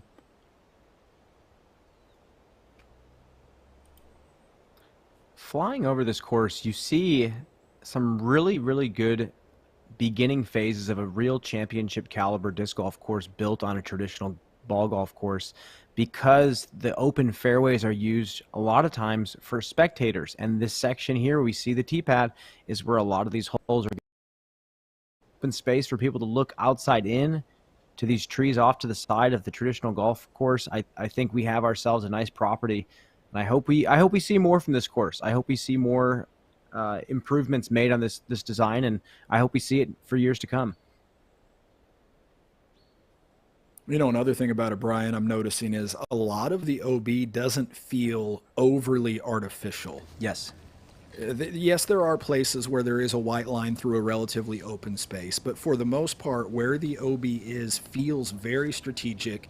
It sort of feels like it belongs with the shape of the overall hole from tee to green, and it doesn't jar my eye into thinking, oh, this is a gimmick, or, oh, you know, this is just there for the sake of being there. It really makes a lot of sense, and we're going to see more of that here on the 10th. Yeah, this is a really nice par 4 averages, at least today, just around par. And what I love about this hole is it rewards a player that can throw as far and as straight as possible. This big tree with the high branches that we're just about to pass on the right is, I would say, 400 to get to here. And if you can get to here, then this low ceiling approach to the basket doesn't feel so daunting. But if you don't bite off the distance on this tee shot, look at how low the drone has to go. You really have to push far up this fairway and straight in order to get yourself an open look at this second shot.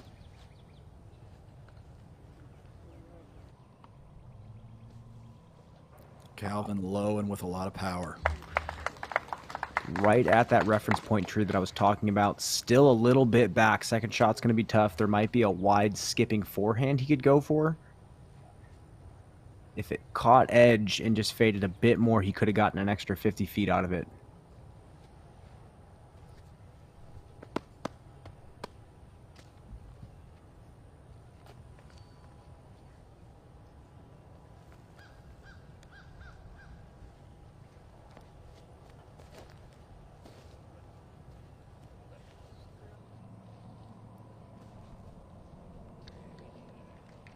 Could throw a blanket over those two.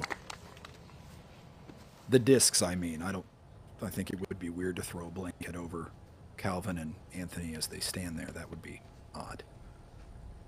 Robert Burridge now.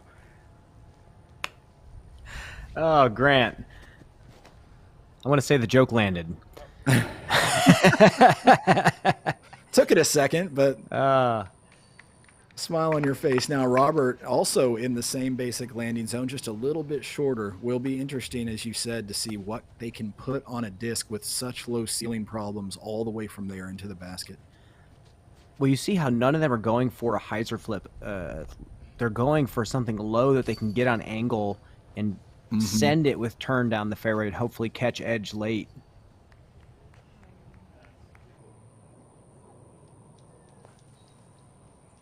Yeah, these are all decent. You could go a little bit farther than that, but now they're all going to have to work on their second to beat this ceiling.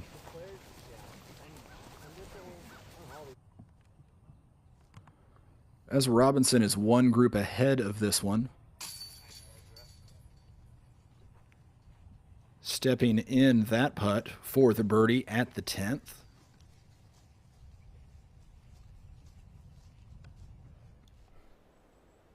Ezra quietly putting together a nice solid opening round, 4 birdies offsetting a single bogey back at the second hole.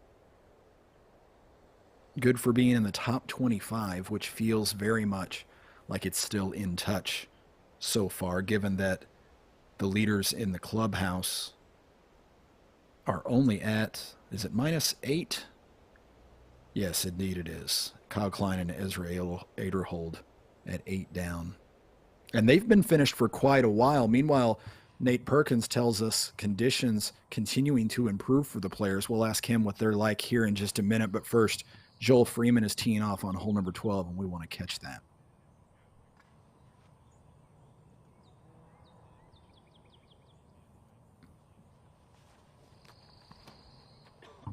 423-foot par 3. He does not like it out of the hand. Frickin' help your cause. It is safe, though. And Nate, we'll take a moment here to have you tell us what are the conditions like right now. Sounds like they're improving. The wind just continues to drop and the sun is coming back out, and as a lot of the locals know, that's not really a good thing around here because the humidity is just, it's hitting 100% right about now.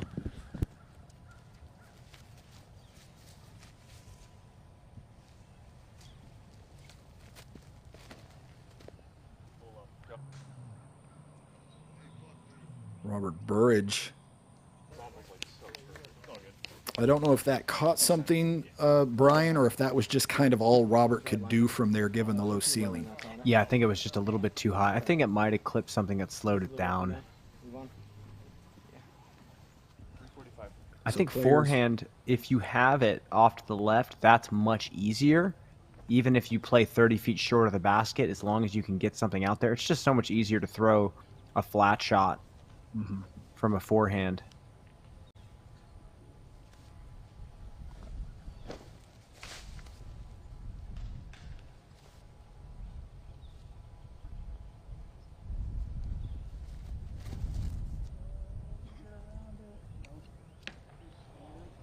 Ooh. Bit of a stinger. Yeah, squares that one up. Loses the opportunity for a birdie here.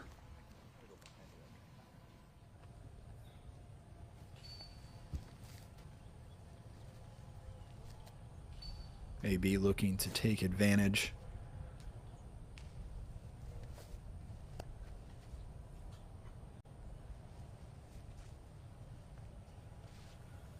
Needs an own Scoggins-like shot here.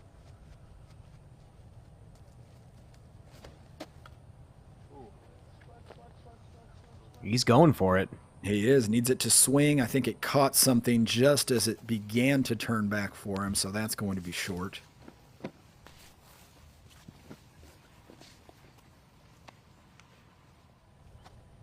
And Gannon Bird now really needs something to get him going. He's back in a tie for 89th in a 126-player field.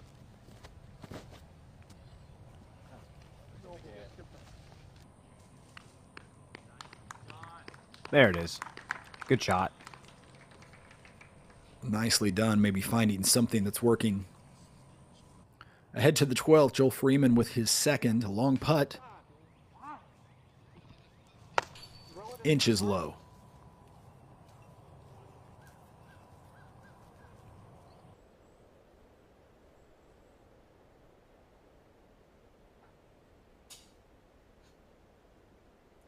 Going back to your comment about the OB, despite being artificial, not feeling as artificial as we've seen in other courses, and I agree with you. I think a lot of it's necessary. We have a lot of open space for these players. I mean, park-style golf, there's no shrubs or little saplings in the way to kind of cause these little pockets of jail. So you need to draw the line somewhere. You need to make sure the players can't just throw sideways out into the open. And I think it really helps to shape the decisions that the players make. And there's a nice shot there from Calvin.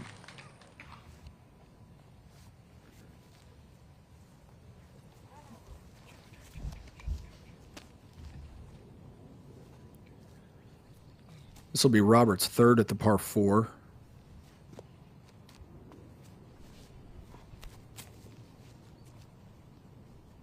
Would be a lengthy step putt if he could get this to drop.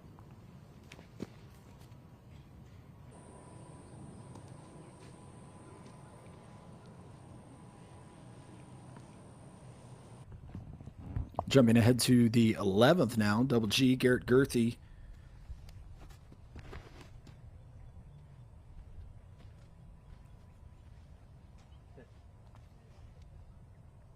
Oh, that is beautiful, right at the elbow of the dog leg.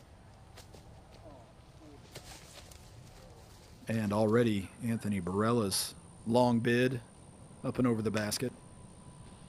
We're back at the 10th, of course, and Gannon Burr with the best chance here. really the only chance at a birdie. Looks like AB might still be out.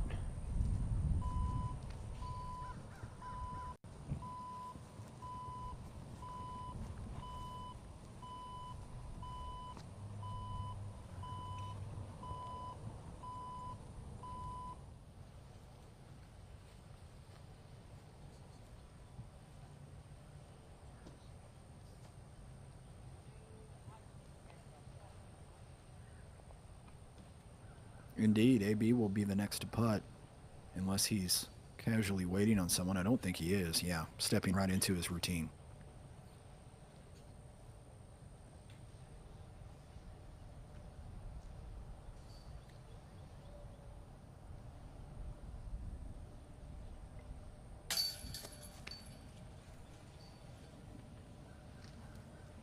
And that headwind putt stays out to the player's right and past the basket. So now Gannon putting the other way with a slight tailwind for a much needed birdie.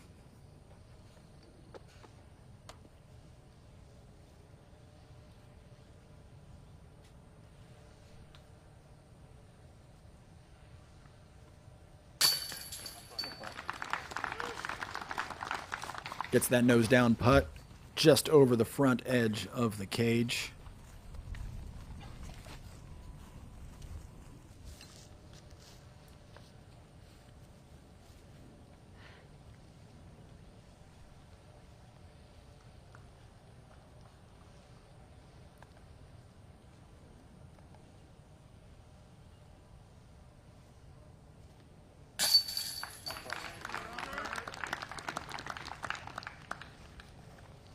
Robert Burridge in the basket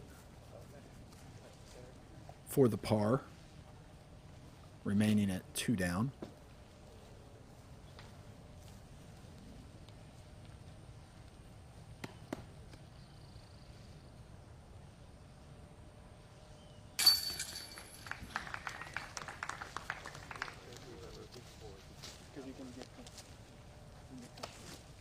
Anthony Barella's bogey.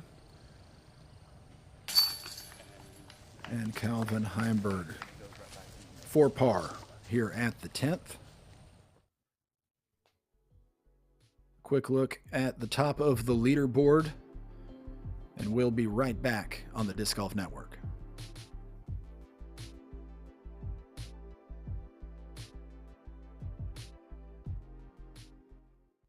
What brings you the most joy right now in disc golf? You know, I see people out there enjoying it, you know. A lot of people on the course. Yeah, there's like one thing. I go to La Mirada and I can't get on the course because there's so many people playing. Well, on the one side it's like, oh, man, I can't play. But on the other side, look at all the people who want to play disc golf. That's a good thing. We need more courses. Yeah.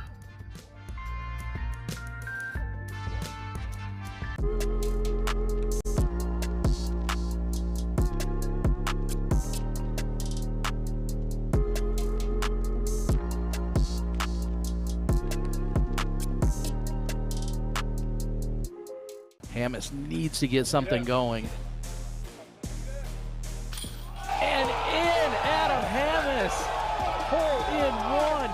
Incredible.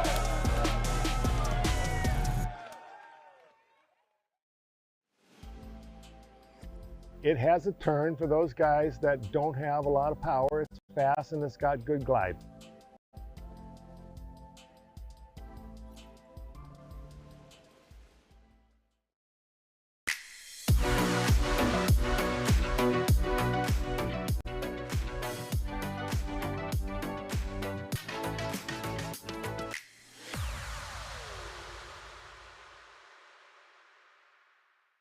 Hi guys, Ricky Wysocki here. We are starting the Saki Bomb Foundation. The main goal for me is to really give back to the sport, start kids from a young age, and expose them to the great sport of disc golf that we all love. We got a website going, sakibombfoundation.org. There's lots of different things you can do on the website. I've heard the older generation of disc golfers saying, I wish I would have started disc golf when I was younger, and now I'm able to start these kids off at a young age through my foundation. It really means a lot to me, and it means a lot for the sport. To donate and go to the website, sakibombfoundation.org. With Joel Freeman now on the 13th, a short par 3, relatively speaking, 282. You can see the basket there in the distance.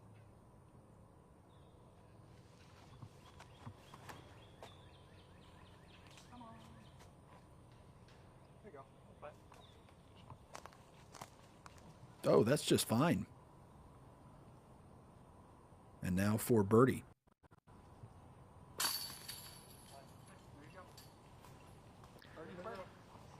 Not the best putting stroke there we've ever seen, but it's in the bottom of the basket, and there'll be no notes on the scorecard. So Joel Freeman moves to 6 down for the tournament. We're back now with Gannon Burr getting ready to tee off on the 11th.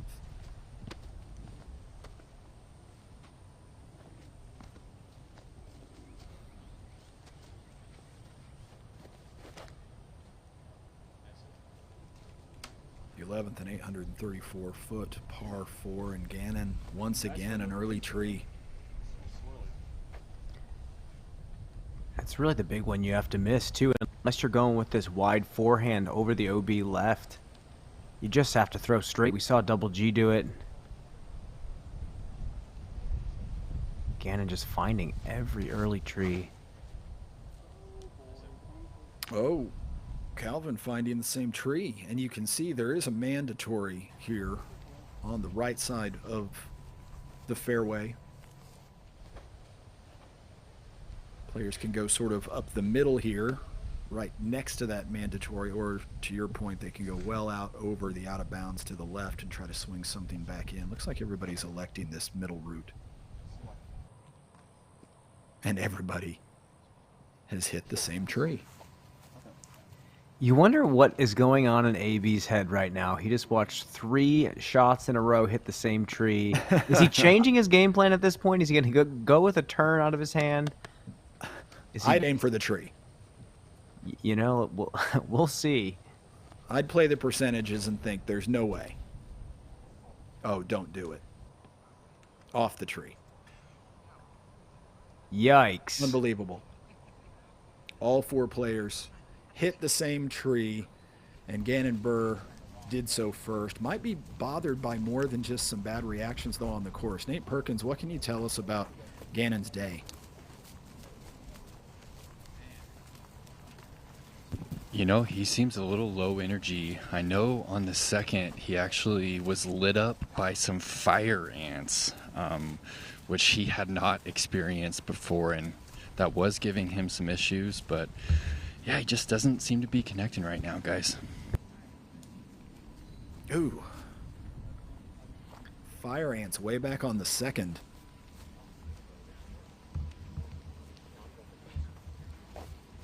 Brian, experience with fire ants? I do. I have a close relationship with fire ants, and actually Hall of Fame Classic 2018, I got lit up by fire ants at WR Jackson. Luckily, mine was on hole number 17, not number 2. It's an awful feeling, and it gets in your head, and you really have to focus to not lose your mind while you're trying to play disc golf. And there's Gannon yet again.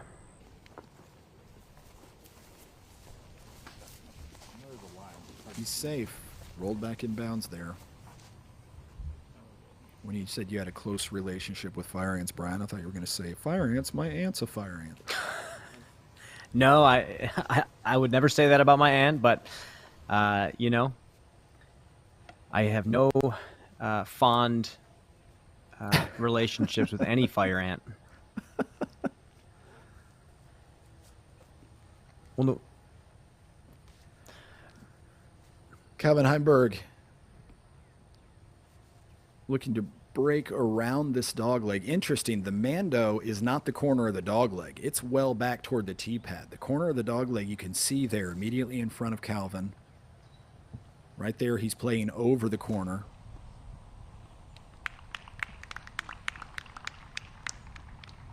and will still be that short of the basket here on the par 4. Yeah, you got to get the drive off. You cannot save a birdie from hitting early on this hole. Unless you cut the corner and you blast a backhand over everything, which I don't think anyone's going to do.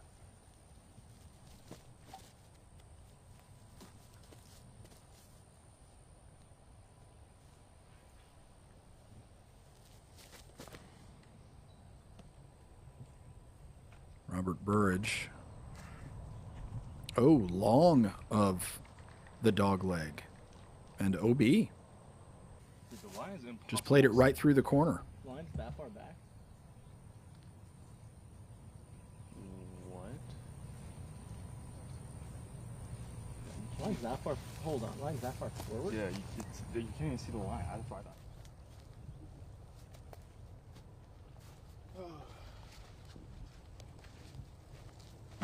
AB hit the same tree as everybody else, but deflected in the opposite direction. He was out of bounds, so this will be Anthony Barella's third from well back of the corner.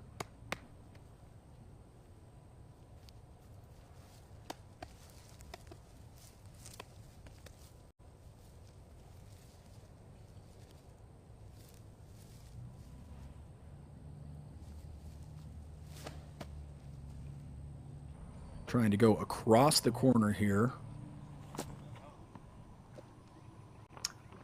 Great shot from where he was at.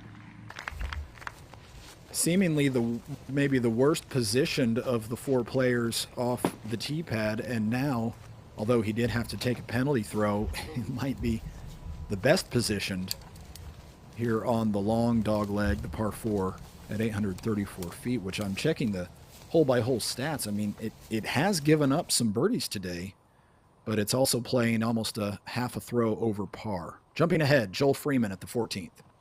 Oh my God, dude. What are you doing? I cannot imagine. Early but safe. Looked like that slipped out of his hand. Garrett is on hole number 12. A long par 3 at 423. Skips it right by the base of the basket.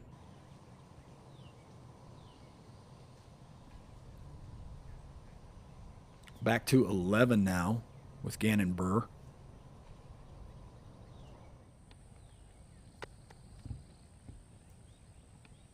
This is third at the par 4.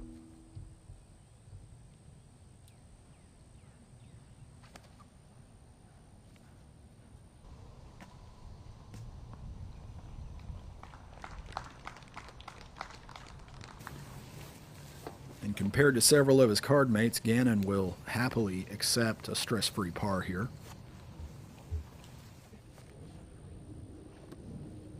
Robert, out of bounds, didn't know it initially.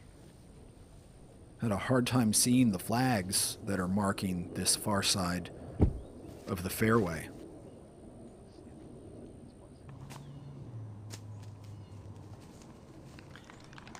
Yeah, that's just inexperience with the course. I mean, he's local Texas favorite, but how often does he play this course? So just not knowing where the OB lines are, he's going to kick himself for that one. Well, he'd never played it until this week. Joel Freeman now sort of overcorrects from that tee shot going into the rough on the right here on the 14th.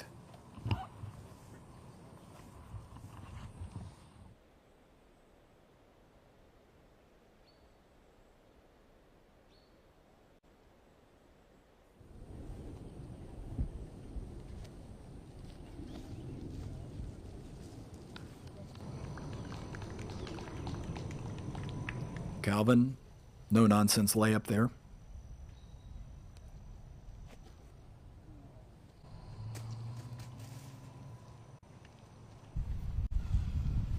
And Anthony will be bogey at best.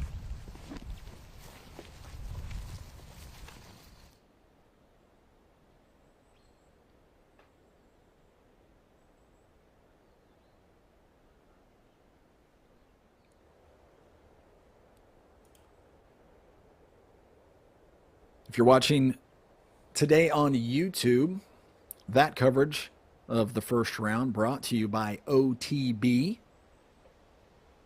Special sale going on with OTB this weekend. Use code DGPT to save 15% and get free shipping when you spend $75 or more. You've got until Monday to take advantage of that offer. Thanks to OTB for providing our YouTube coverage on this first day of Texas States. Anthony Barella in for the bogey. Now Robert Burridge.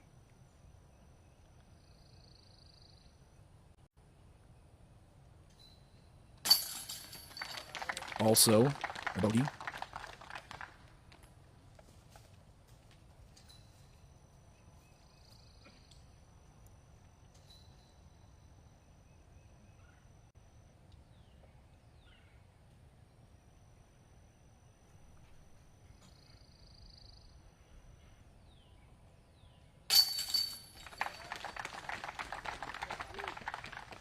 Calvin Heimberg keeps the scorecard bogey-free. And Gannon taps out. Ahead to the 12th, Garrett Gerthy.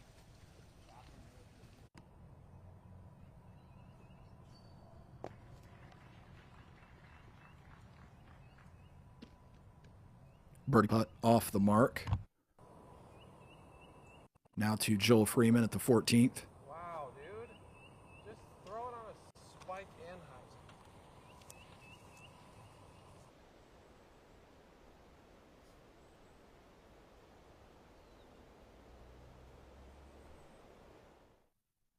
Final card of the day, making their way to the 12th, a par 3 at 423 feet.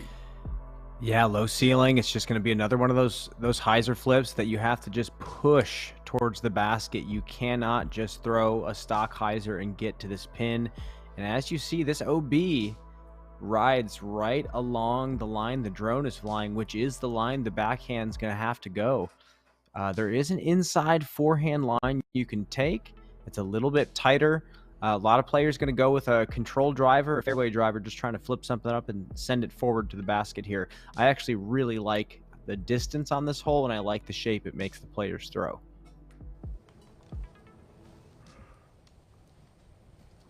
Gannon Burr will be first. And we see how relatively calm the conditions are here.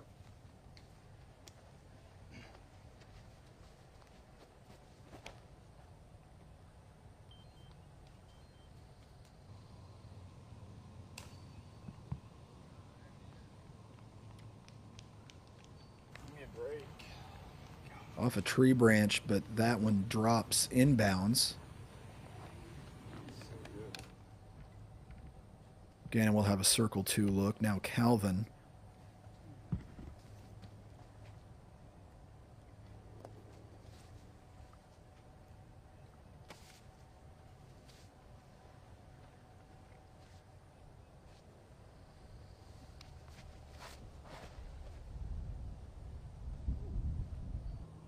Oh boy, that's got to ride back. And it does. I to was the circle's edge. Not expecting that disc to finish as hard as it did. Wow. I wasn't either. That looked a little bit scary.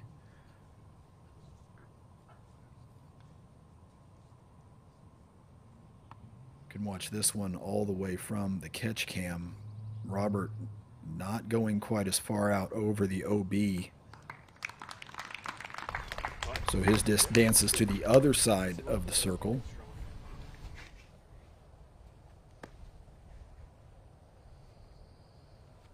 Now Anthony, he looks like he's looking out to the right, like the first two.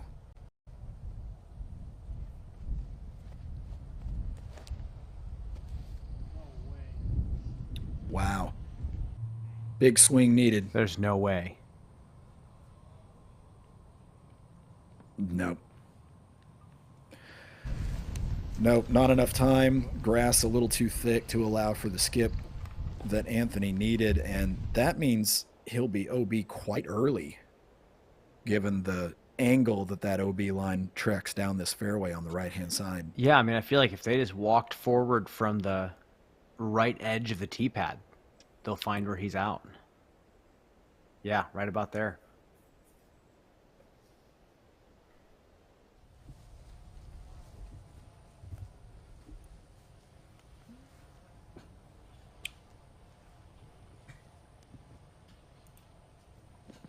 So with 423 feet was the starting distance, now we are perhaps not even 100 feet closer than that, so still perhaps 350 to the basket.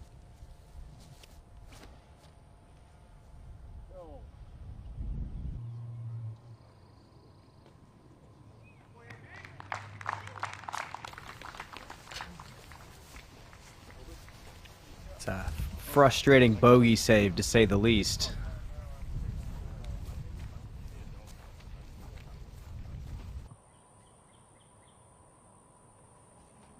Jumping a little bit ahead, Joel Freeman on the 15th.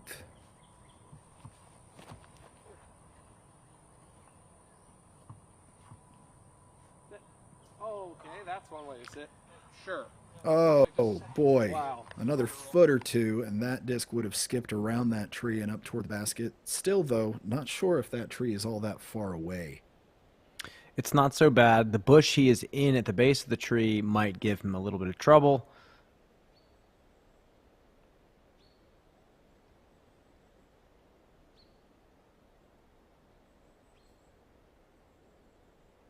I get the idea behind a lot of these flex shots the players were throwing here, but it's a lot of trust in your equipment to slam something on Anheuser over the out of bounds, trusting it to come back.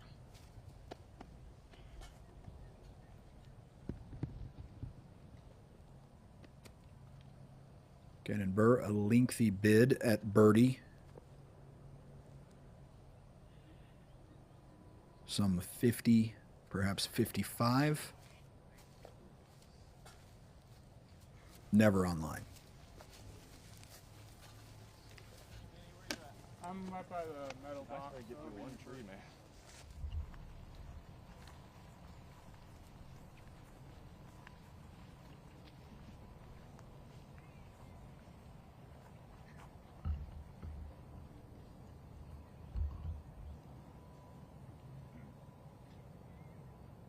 Robert Burridge, this is for a birdie. He's much closer. Step and a half outside the 10-meter circle, so call it 36 feet.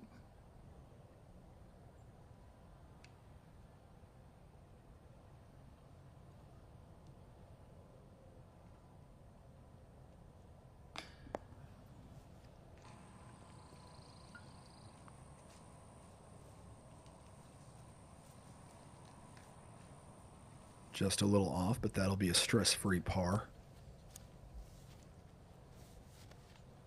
Now Calvin Heimberg for birdie. That box behind his trailing foot could be a little bit annoying.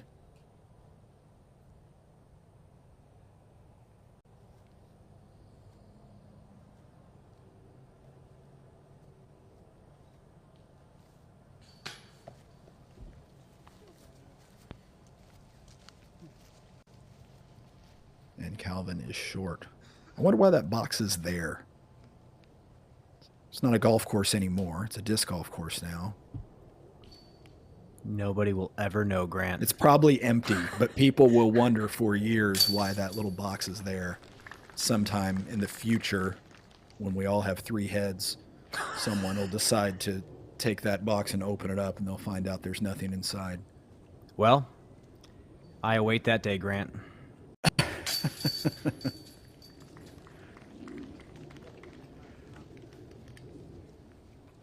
Everybody finishing up here on 12th.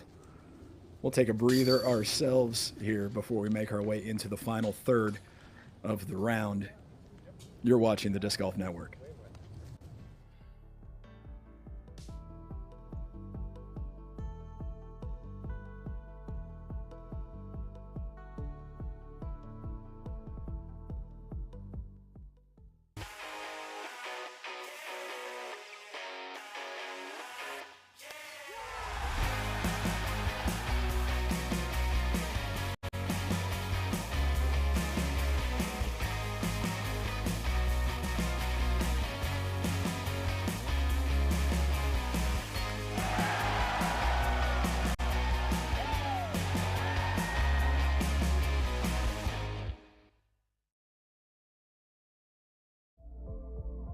It's always so exciting when we get new plastics of the Passion, but I always end up falling back on the stock ones. And I like to say its closest counterpart is the Buzz. I think my absolute favorite way to throw it is dead straight and just watch the beauty of a straight flight. They've become a staple in the Discraft lineup and also in people's bags. And to know that people everywhere are enjoying the Passion as much as I am, that's just really exciting for me.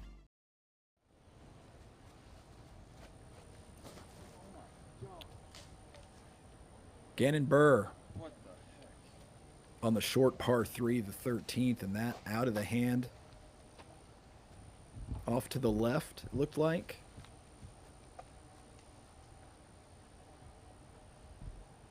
Yeah, this is a simple hole, just a putter shot.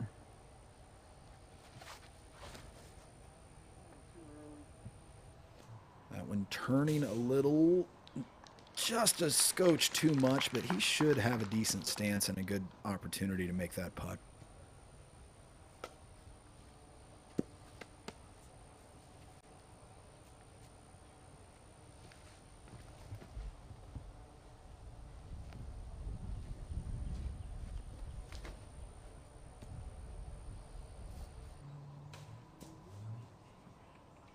Little bit long left, still putting.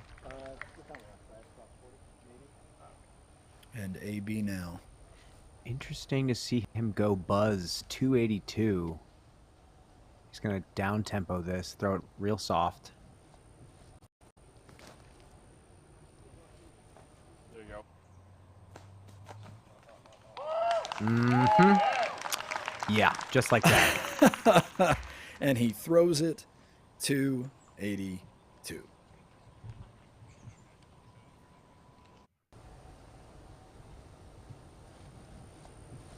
We're going to make this our Sunstein patent pending play of the day. Anthony Barella dialing it down just a little bit on a mid-range and executing to perfection. If you need to execute any legal documents or other official type business things when it comes to your intellectual property, Sunstein. And we appreciate Sunstein for their support of the Disc Golf Network. Back to Gannon, working his way around the mandatory, and we'll still have a little bit of awkwardness to deal with in hopes of saving that par.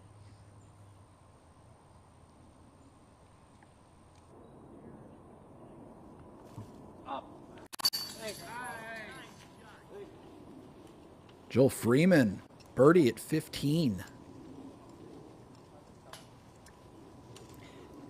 It's interesting to see how disappointed he looks. He's one off the lead. Does he know that? That's just Joel. 8 birdies on the day, offsetting 1 bogey. He's at 7 under par with 3 to go.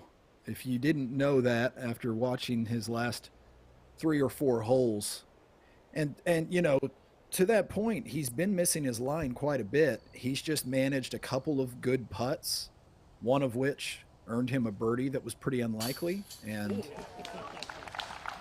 there he sits. Meanwhile, Robert Burridge here for birdie.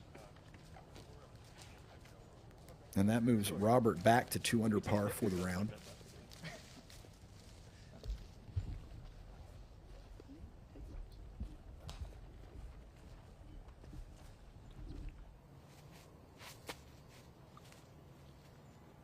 Calvin Heimberg.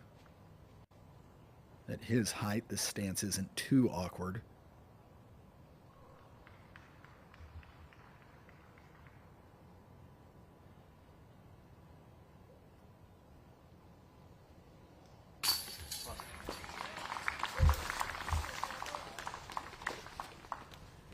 Cashes that one in.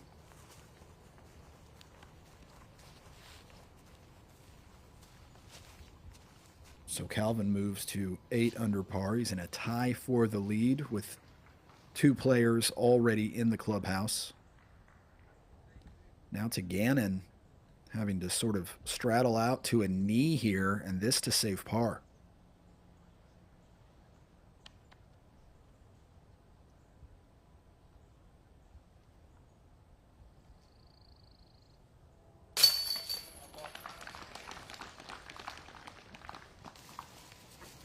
Gannon's putting style lends itself very well to putting from a knee.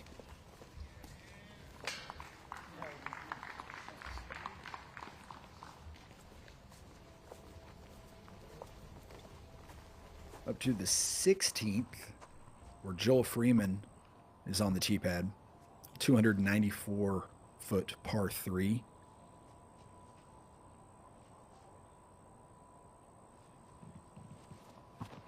Wow, way to pull it straight into the tree. What a genius. Just a hair off. Forehand on this one is tough unless you really flip it. Here's his second shot. Big jumper here. Just trying to get up next to the basket. Weakest putt on tour.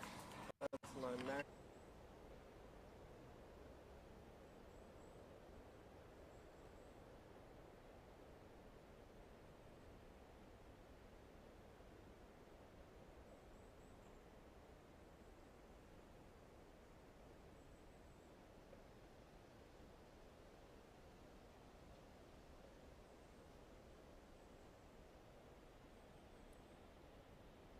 After all of those open holes early in the round, now some really tight stuff as we come down this stretch of the back nine.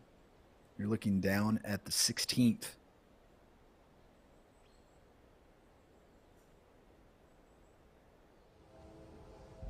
No, I may be incorrect. That's not the 16th. We're looking down at the tee.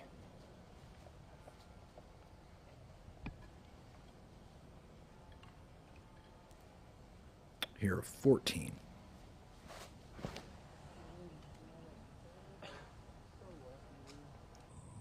Oh man, that was just a few feet from being smoked out of that gap. You just need to get out in the open and you have an opportunity to get up and down. It's pretty open off to the left side. You just need to hit the gap with speed. Now Robert Burridge here at 14. 711-foot par 4, breaks sharply to the right.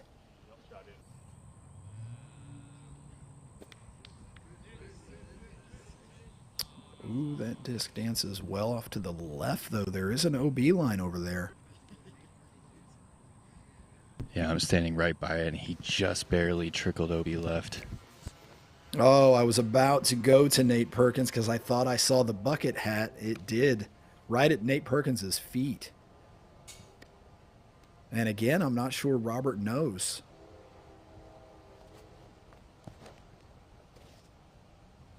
Meanwhile, Anthony Barella trying to go right up the middle here.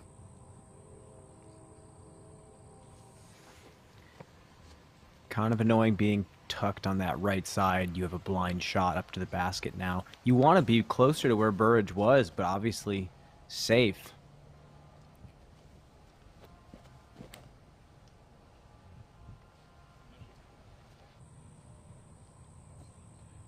Perfect. Gannonbur's shot looks, yes, it will be safe. Rolling back that Zucker replay to see Calvin Heinberg off the tee one more time.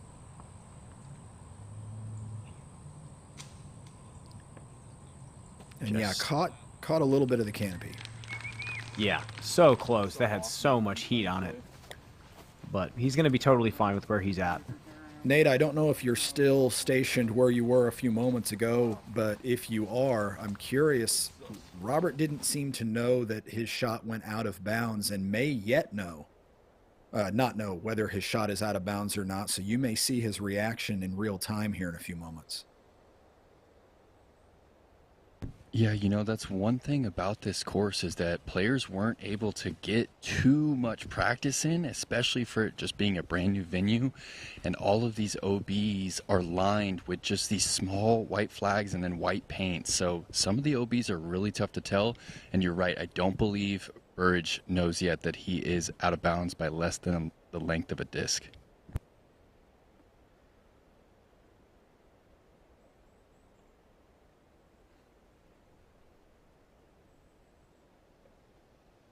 We're looking down at the group as they make their way up the fairway. Anthony Barella will be first to throw. This disc still needs to move somewhat back to the left. Excuse me, the right. Starting out to the left and then braking to the right.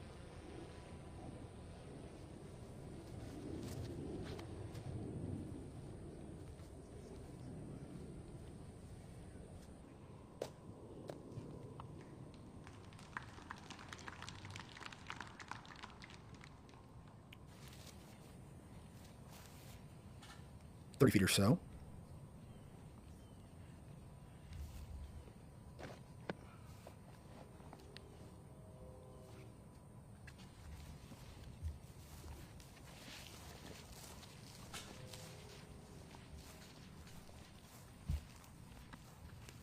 Over to Gannon Burr, who'll be next to throw.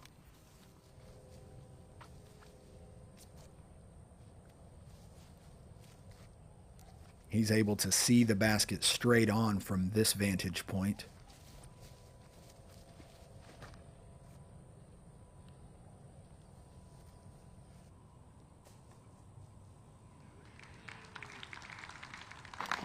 Not bad. Very nicely done.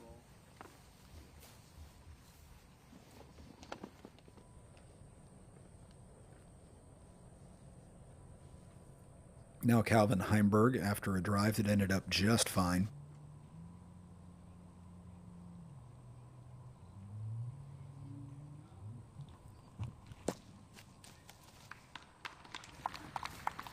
And almost exactly 10 meters from the basket.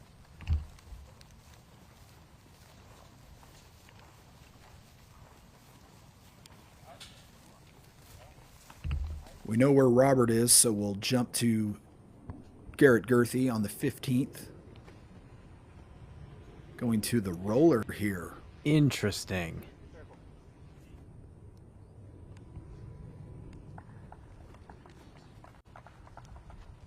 Huh. I love it. Bold shot there from Garrett. Robert, very standard looking shot. He can go straight, he can go hyzer.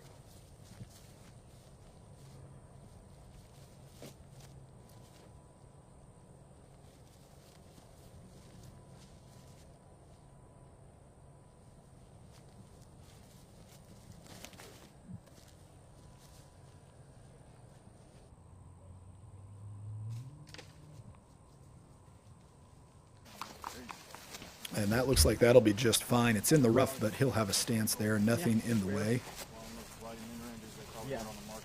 Just fine. Back to Joel Freeman. He's all the way ahead at 17 now.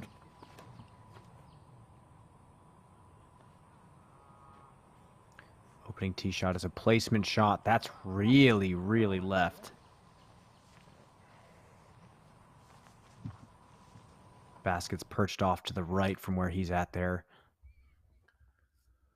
Overall scoreboard, and it hasn't really changed all that much, it seems like, has it, Brian? We still have 2 people in the top 10 that are still on the course, and everybody else in the top 10 finished for the day. Yeah, shout out to Jaden Ryan, Tony Farrow. Jaden from Texas and Tony from Switzerland making it on the top leaderboard for the first round. And then a bunch of familiar names at that point, even going down this list here. Eric Oakley, a solid start to his tournament.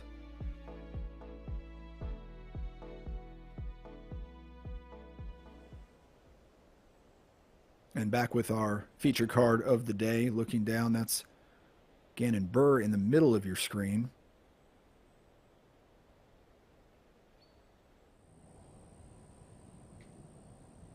Calvin Heimberg will putt next.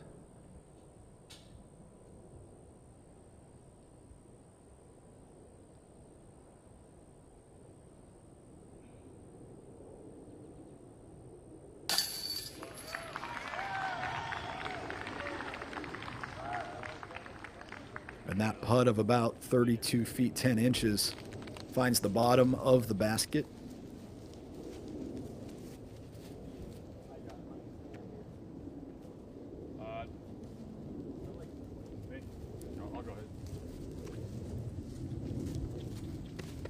Looks like it's been determined Gannon will putt next. He's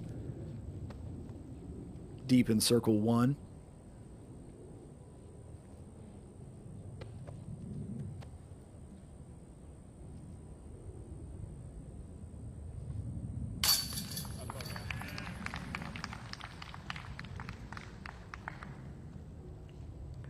.28-footer. Cashes that in.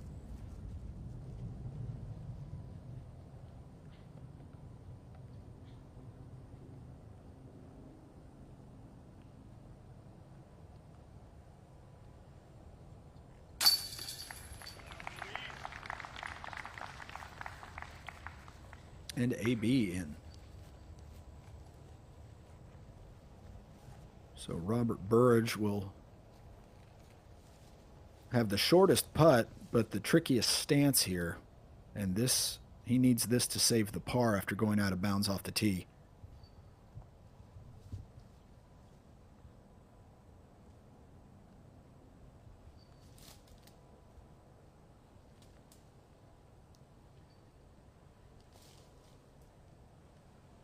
Curious if he's dealing with thorns over there in addition to the overgrowth.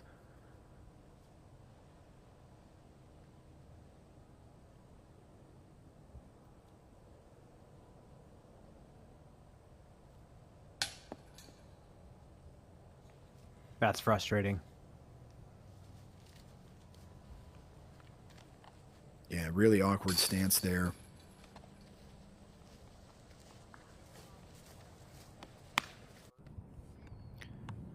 Ahead to the 16th, Garrett Gurthey for birdie.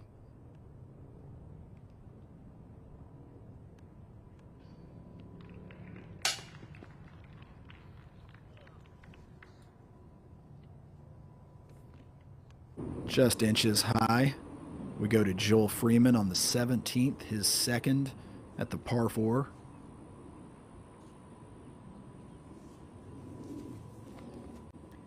It's hard to get this left off the tee, but it gives you such an open look at the basket. Looked pretty good from there. Disc dances right across the face of the basket.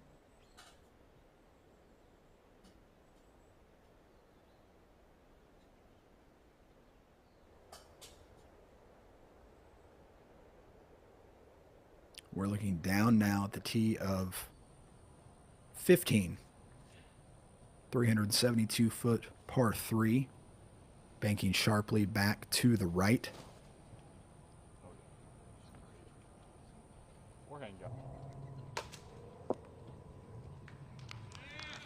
Okay. I will say this hole, out of all the holes in the course, feels the most stock to me. 372 feet is a distance most of these players have a sidearm for. We're going to see a lot of just standard high hyzer sidearms on this one.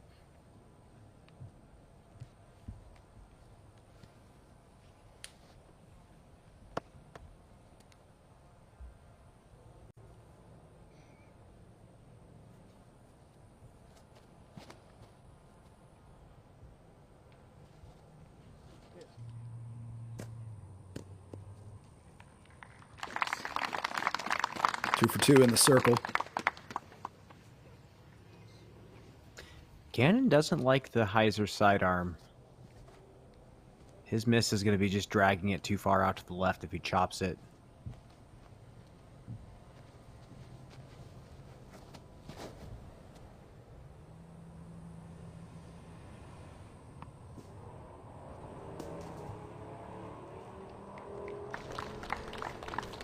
A little early, but flashes right across the front part of the circle.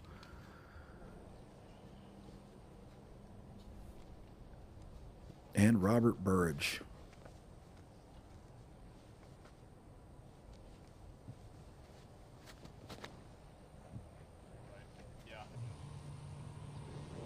Just needs it to swing late. And that disc dances its way around the back. Robert Burridge will have the lengthiest putt. There are two kinds of people in the world, those that can pull off black shoes with white socks and those who can't. I think Robert Burridge is one of those who can. Are you putting yourself in the other category, Grant? Is that why you made 2?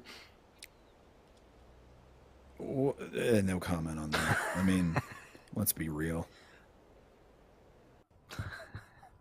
Ahead to the 16th, Garrett Girthy.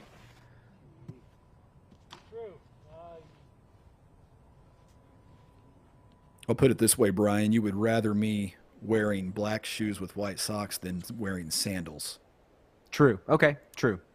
I got to pick my poison with you and your fashion Yeah. choices. I understand. You don't want me in anything open-toed. It sounds threatening, Grant. It sounds threatening. Come see me around the pool and find out. Great look down at the green here at the 15th. And a look at what is a feature on a few holes here on the property because of the type of grass and the type of foliage here.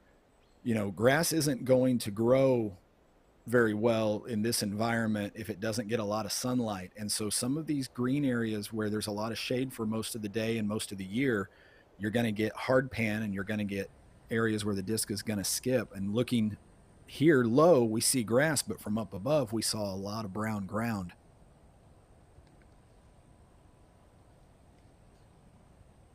Robert Bird for birdie.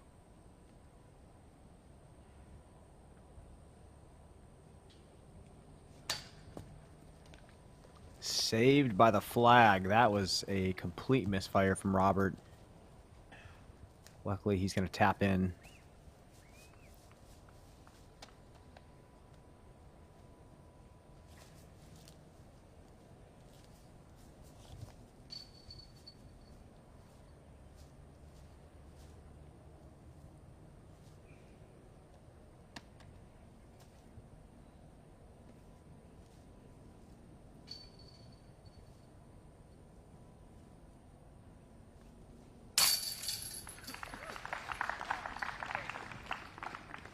That's an important putt, I feel like, for Gannon.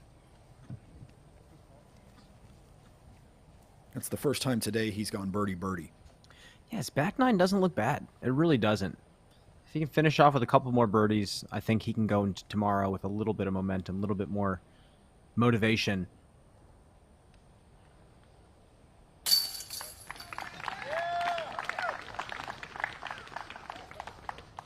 Calvin Heimberg. That's a turkey, 3 in a row. Get this, Grant. Calvin Heimberg today, 89% C1X putting. Pretty solid. 80% circle 2 on the day. Calvin is having an incredible day on the putting green, and it looks easy. He's not even jumping any of these.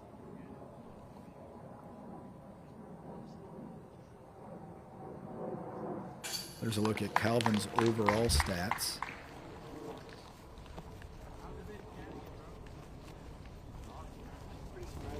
Our friends at Paragon providing these. First in birdie rate, that's logical. He's bogey free and he's down to 10 under par. A single OB stroke, that's also noteworthy. That goes back to one of the keys you talked about early in the round, Brian, limiting those OB penalties. And yeah, I mean, that's obviously something that's so important anywhere we play in the Disc Golf Pro Tour. But this course specifically, because there's so many holes that are very scoreable, they're not excessively difficult. You can just take yourself directly out of competition if you're going on a bounce on some of these tee shots that it really would be foolish to take an OB penalty on. But we're seeing it. We're seeing it happen. Looking down at the 16th.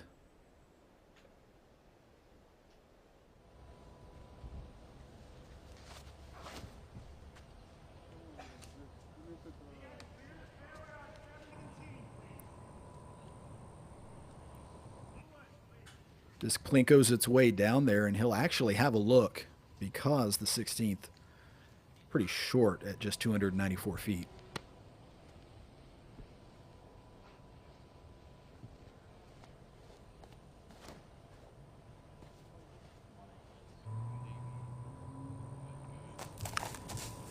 Woo! I feel like every time he reaches for a buzz, it's just a magical shot to watch. He mentioned at the Las Vegas Challenge, it's his favorite mid-range that he's ever had the pleasure of throwing. And it's actually really helping that short game that he struggled with for a very long time. Gannon Burr.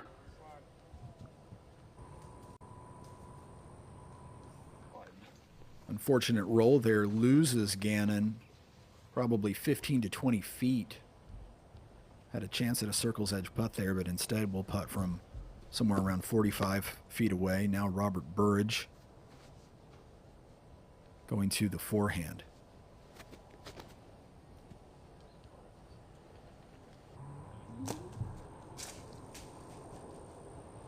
Fortunate, very fortunate kick there.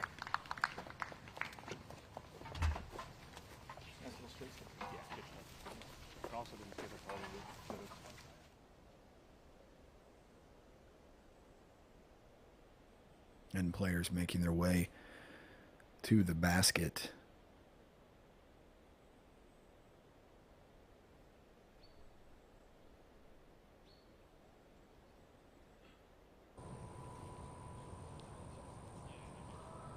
Nate, as we get to this late hour of the day, it's getting really still out there, and I'm wondering if that is just making it feel even more humid and sticky, if players are having trouble with grip. What do you see? Yeah, you know, the humidity might make it harder to grip the disc, but with how calm it is, these conditions are just ripe for scoring. Yeah, as I said before, when the sun comes out after the rain in the morning, it just turns this place into a sauna.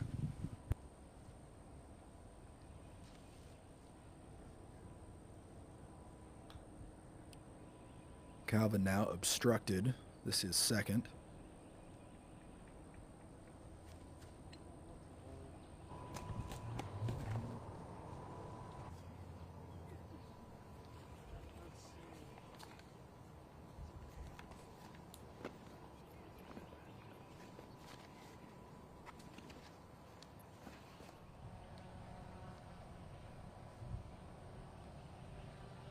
Over to Gannon, also having to straddle out and take a knee.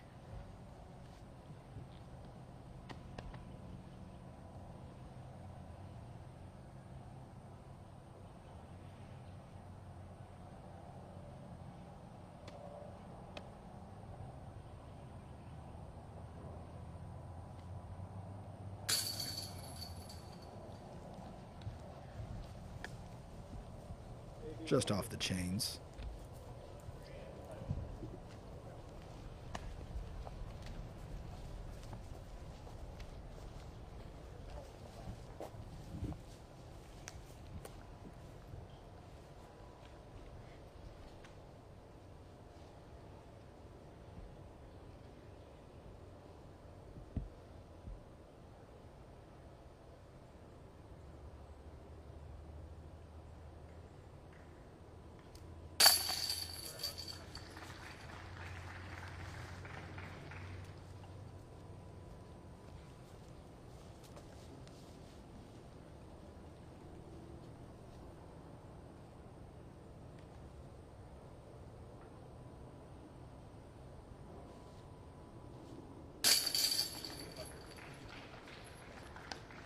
Burridge back to 2 under par, where he seems to have spent most of his day.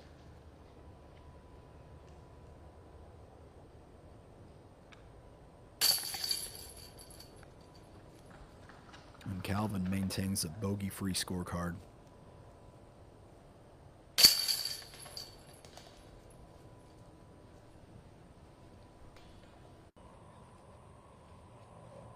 Joel Freeman off the tee at the 18th.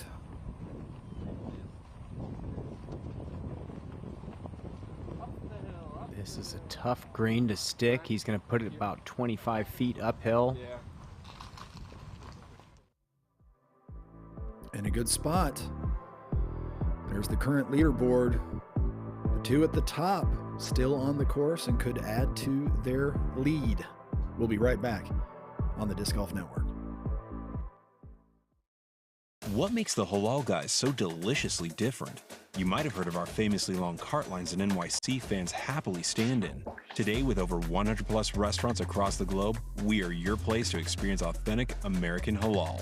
Enjoy our delicious falafel, Euro sandwich, platters, and sides topped with our famously flavorful white and hot sauces. Order online today and taste how we make different so delicious. The Halal Guys, bringing something deliciously different to the table.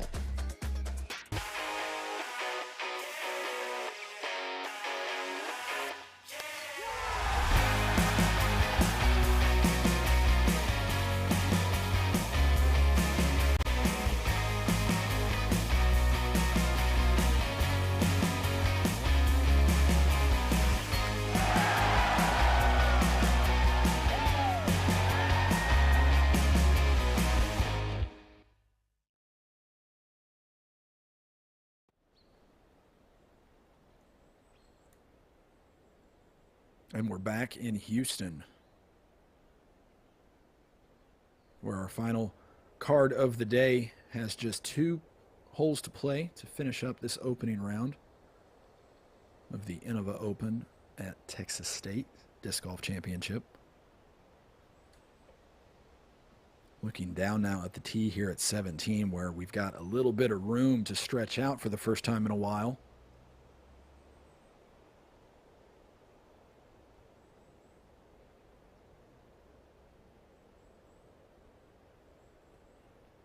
'17th measures 717 feet. It's an interesting hole. There's so many different routes to the basket you can throw through the woods. That's kind of the most natural way of playing it. Or you can do what Joel Freeman did and try to sneak one off to that left side and open up a lane as well. AB getting caught up early. I saw some players going turnover off the tee to try to bend the fairway. Saw some players trying to skip left. And then I saw some players just trying to beat as much distance up there as they can. Yeah, there you go, roller. Roller off the tee for Robert Burridge. A lot of cut here.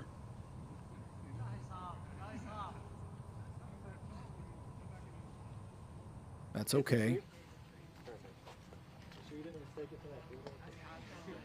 All of that open space we saw from the overhead, all out of bounds here at the 17th, unless you want to try to swing something through that open space and risk trying to skip it back in bounds. I don't think that would be a common play here. Calvin Heimberg using all the available vertical space.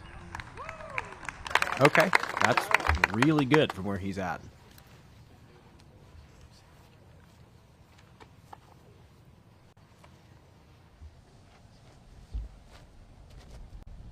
From the tee pad, it almost looks like you're supposed to go straight and bend a little bit right. But yeah, like Calvin did.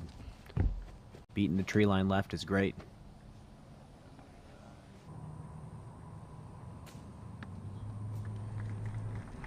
Big skip there for Gannon, and he's also sort of out of the trees for the most part to the left. Ahead to the 18th, Joel Freeman has a putt for solo second.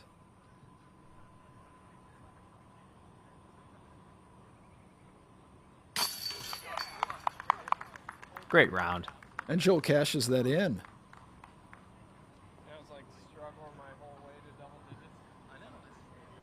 After all that consternation, he's 5 down on the back 9. Just a single blemish on the card. A bogey way back at the 4th. So Joel Freeman, 9 down. How are you feeling about the scoring on this course so far, Grant?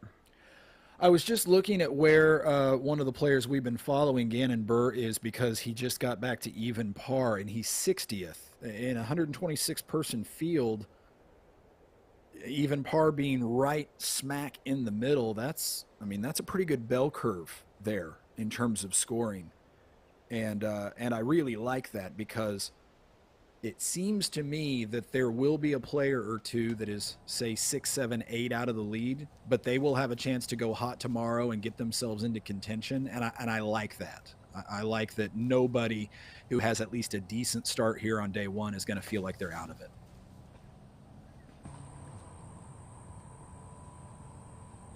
Oh, it looked like Anthony was going to try an aggressive roller and got caught up again. Not sure how clear of a look he has to the basket to save par.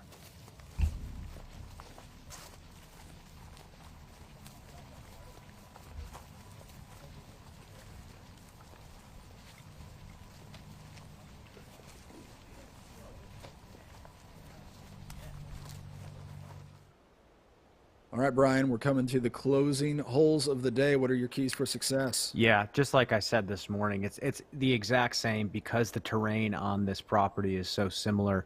You have to just give yourself opportunities to hit putts, especially at this point in the round where the wind is down.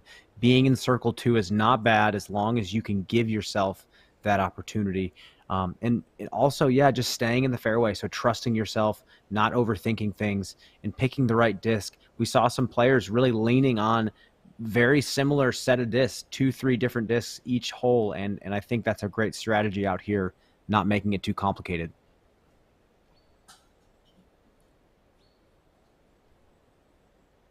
Thanks to blackinkdiscs.com. Sponsoring Brian's Keys to Success. Robert Burridge, low burning forehand here.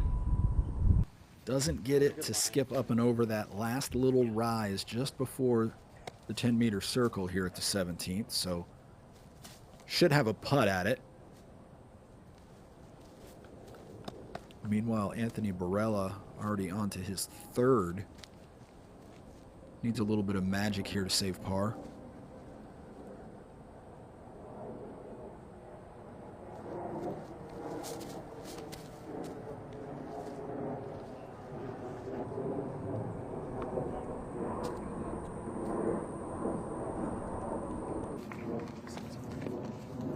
And that disc trundles down a downslope, so he'll have a circle 2 putt to try to save that par.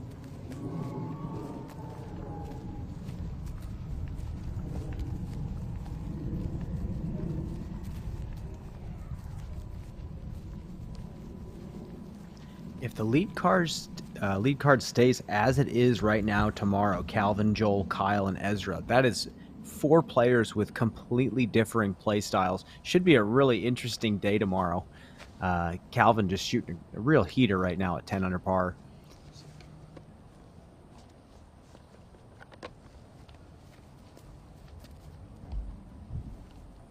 I don't think it'll be the last double-digit under par round we see. Definitely not. Nope. I agree.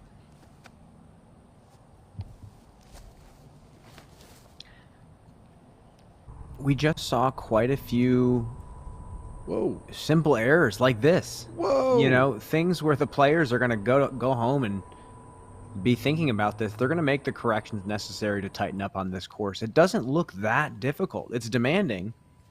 But I think the more the players have rounds out here, yeah, the more we're going to see rounds like Calvin's for sure. Wow, that was strange. Floating putter that just winds up some 60 feet offline.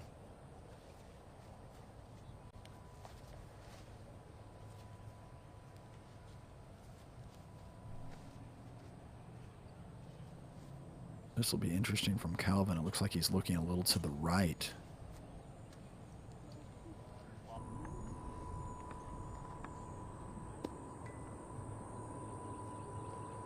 Man, nobody inside the circle unless Robert Burridge's shot somehow is in the leading edge of the circle where that mound is.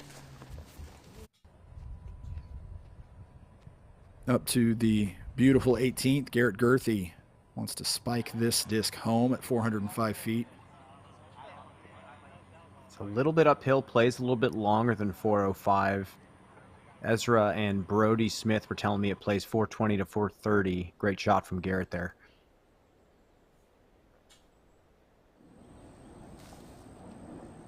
Robert was a lot shorter than I thought he was. I thought there might be a chance he was up there a little bit more on this mound, but no, he was short of the mound, just sort of ate the disc up, and now we'll have to settle for a par saving opportunity.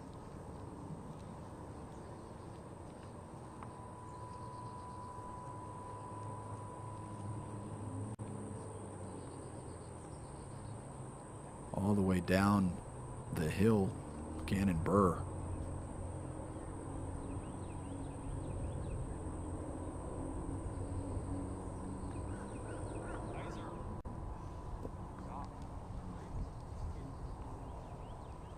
Aggressive bid.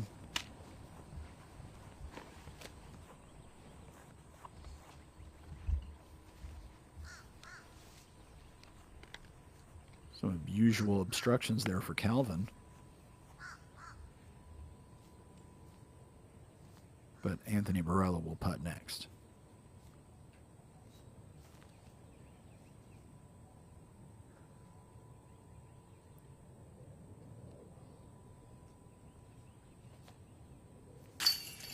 Nice putt.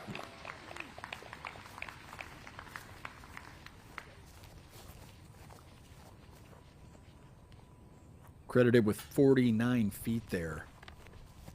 Anthony Barella saves the par.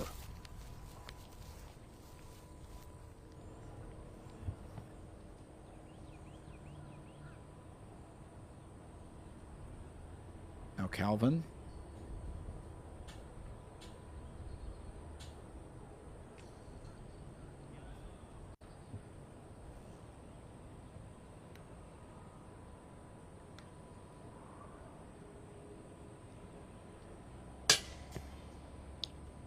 Oh boy. Gently off the band.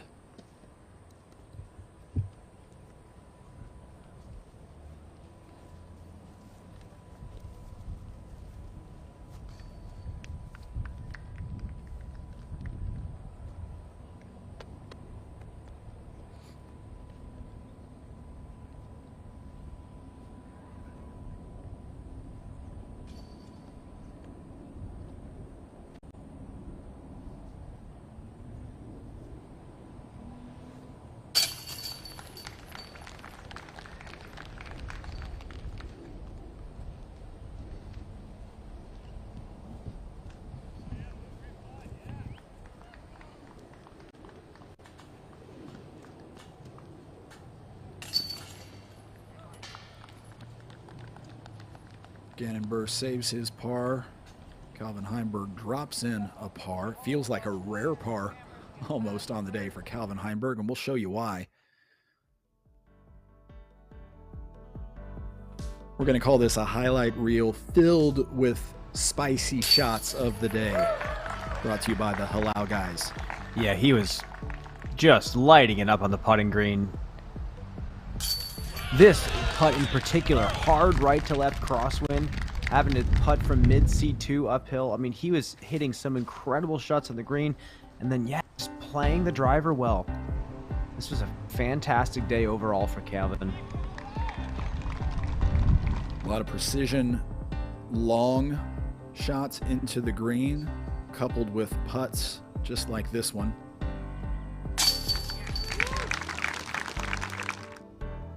No nonsense from out near Circle's edge all day long.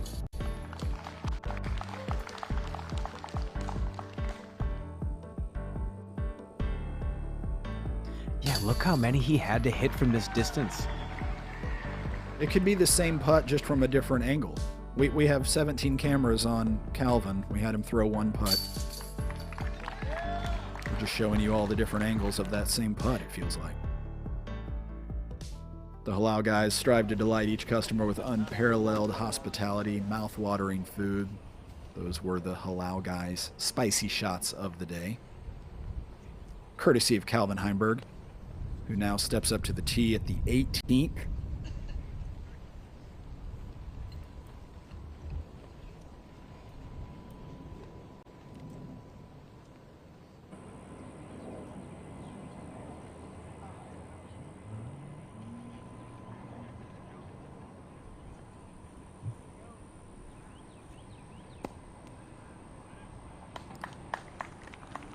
Calvin will have an uphill bid from just outside the edge of the circle to close the day with a birdie.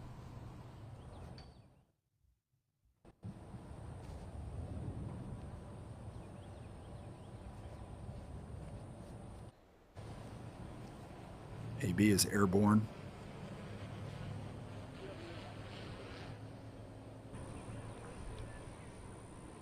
Sit down.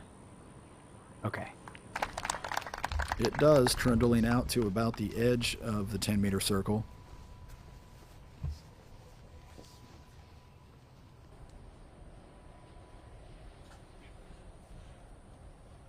Robert Burridge also looking out to the right, wants to spike this into the face of that hill.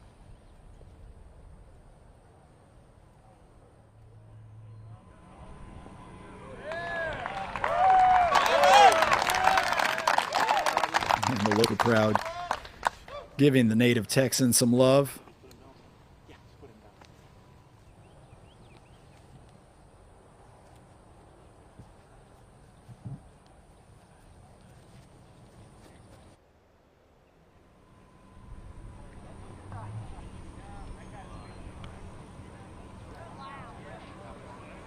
Wow, that was so high. You couldn't see it from the drone flight, but he smashed that up there.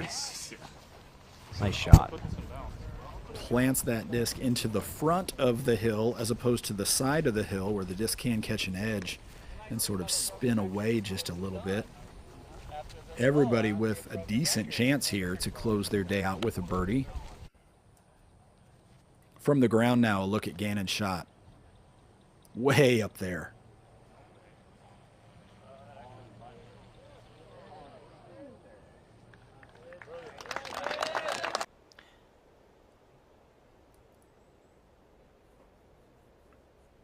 And the final card crosses the bridge toward the 18th basket.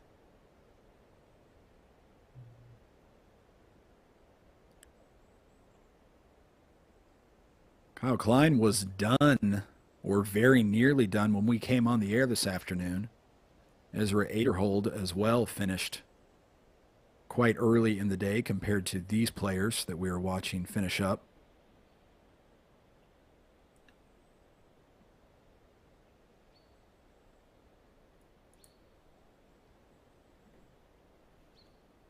James Proctor in the mix at 7 down. Nicholas Antala. Alden Harris, who, as I mentioned, had the late eagle.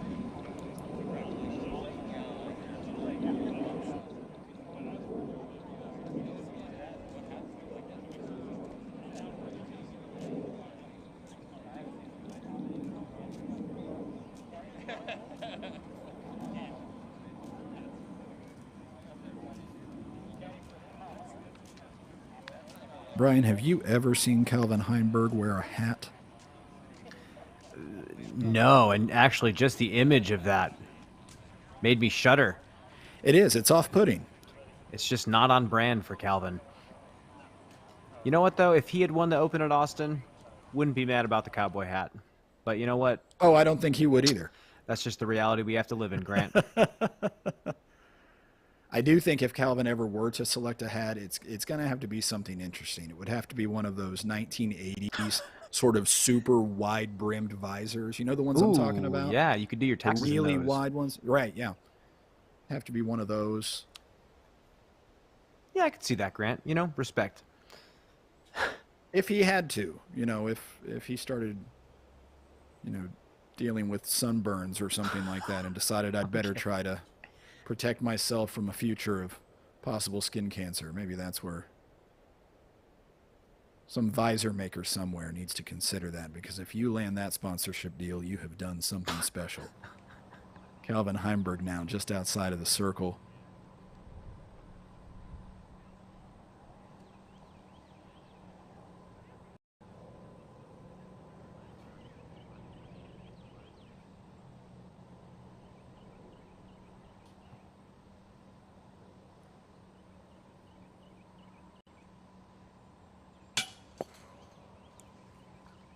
That is 2 uphill mid-circle 2 putts off the top band. I would still call those great putts. Oh, yeah, absolutely. Wonderful execution. Just didn't get it to fall. Can't be too upset about that.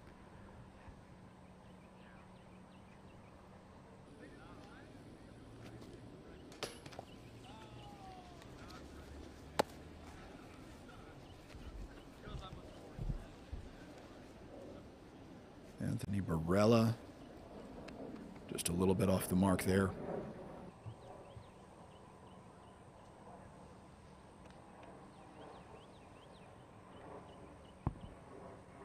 Gannon Burr. This would get Gannon, believe it or not, under par for the day.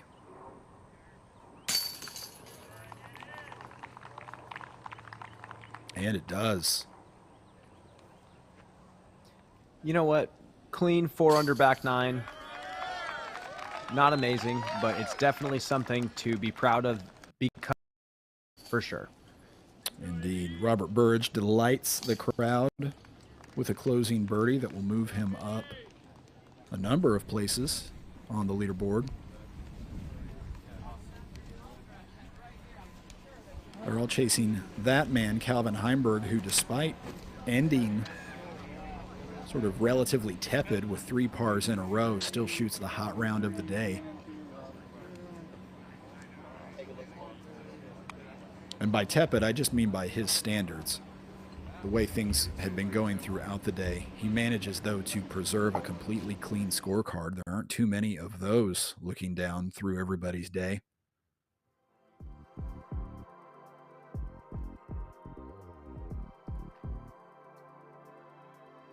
Anyone else jump out at you on this leaderboard?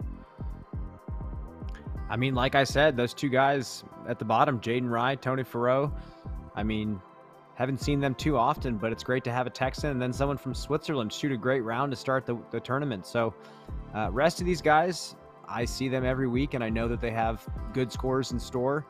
But it's great at these silver events. We see more local heroes come out and show their stuff. I think it's fantastic. More guys like you were talking about here in the mix. Clay Edwards, Nick Newton, Josh Patton, Juna Heinonen. These are names we don't see as frequently, and here they are in the mix at a silver event. And I don't think anybody here on page 3 is out of the mix yet. I think anybody on this page can go low tomorrow and find themselves at least with a thrower's chance on Sunday.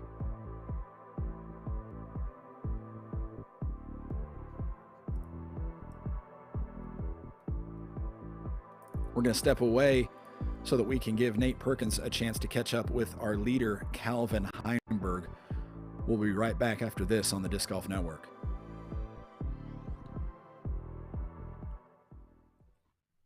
Okay, this is Charger. I heard a lot of good things about the disc. Let's see if they're true, what they say.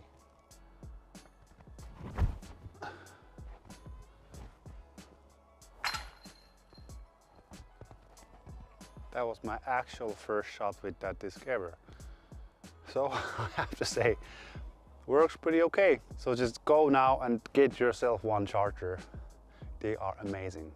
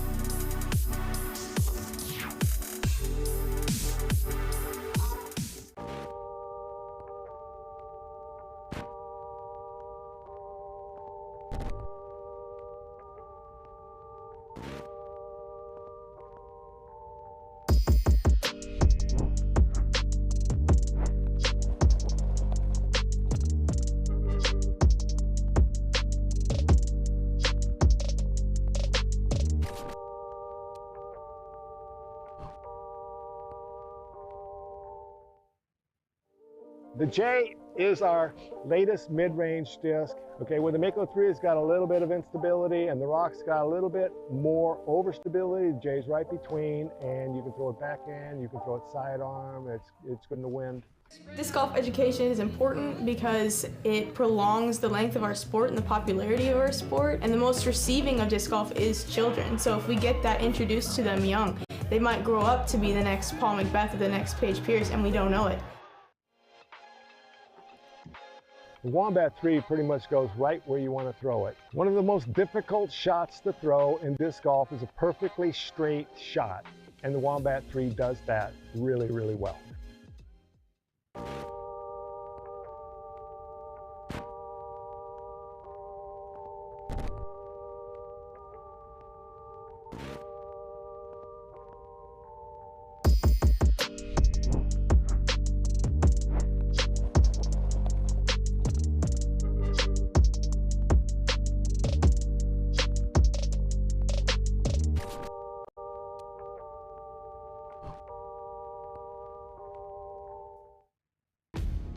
drama all the way to the final hole. Kristen to win the Waco Annual Charity Open. She's done it. Kristen to tar.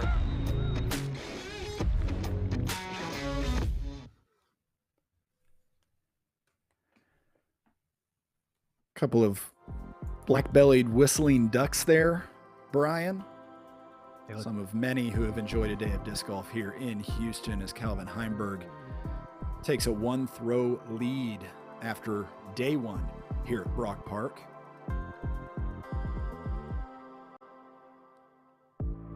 Nate Perkins is standing by with our leader, Calvin Heimberg. Nate?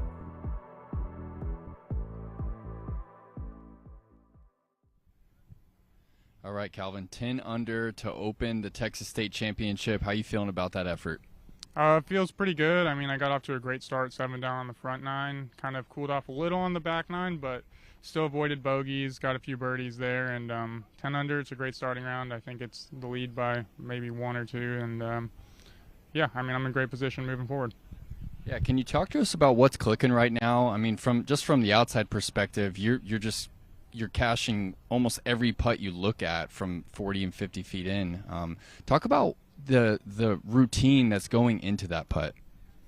Yeah, I'm definitely putting very confidently right now. I feel pretty good, you know, inside the circle and just outside. I felt that way most of the year so far, so it's always a good feeling. Takes off a little bit of pressure, you know, when throwing.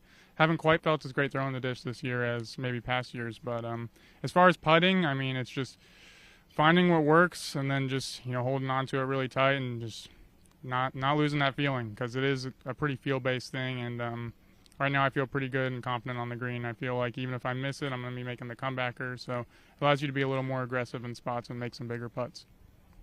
And so this week during practice, it was pretty windy out here, and you had just a little bit of wind at the first half of your round, and they got pretty calm and pretty still out there. Can you talk to us about your thoughts on the course in wind versus no wind? Yeah, I mean, the wind's always going to make a course play a lot tougher. I think this course in general, especially without wind, it kind of removes most of the OB from really being in play.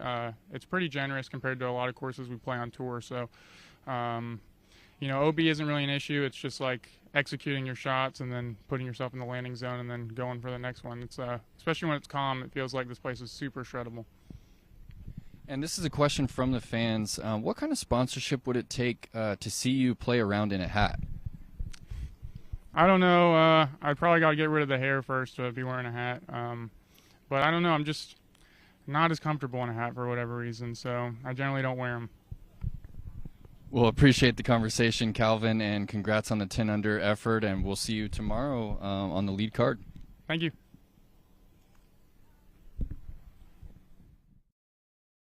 I wouldn't take less than 5 figures on an annual contract, and we're just talking about cutting the hair if I had, you know, a do like that. Calvin Heimberg looking fantastic on the course for other reasons, and I thought it was really interesting, Brian.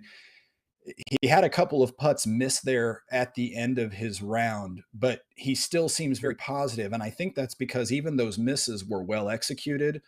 They were thrown with confidence, and that isn't a great feeling, I would think, for some of his competitors, knowing that Calvin is already in front and putting as well as he is. Yeah, when you're one of those players that crests the 1040 or 1050 mark as an athlete, you're just on another level compared to the rest of the field, and that pretty much means that your mistakes and your misses are so much smaller and almost unnoticeable compared to the rest of the field. So Calvin saying he doesn't feel like he's throwing the disc as well as he should be is probably the scariest thing that I heard. The putter, the fact that he's just saying it's feel-based means he's got no mechanical thoughts in his mind.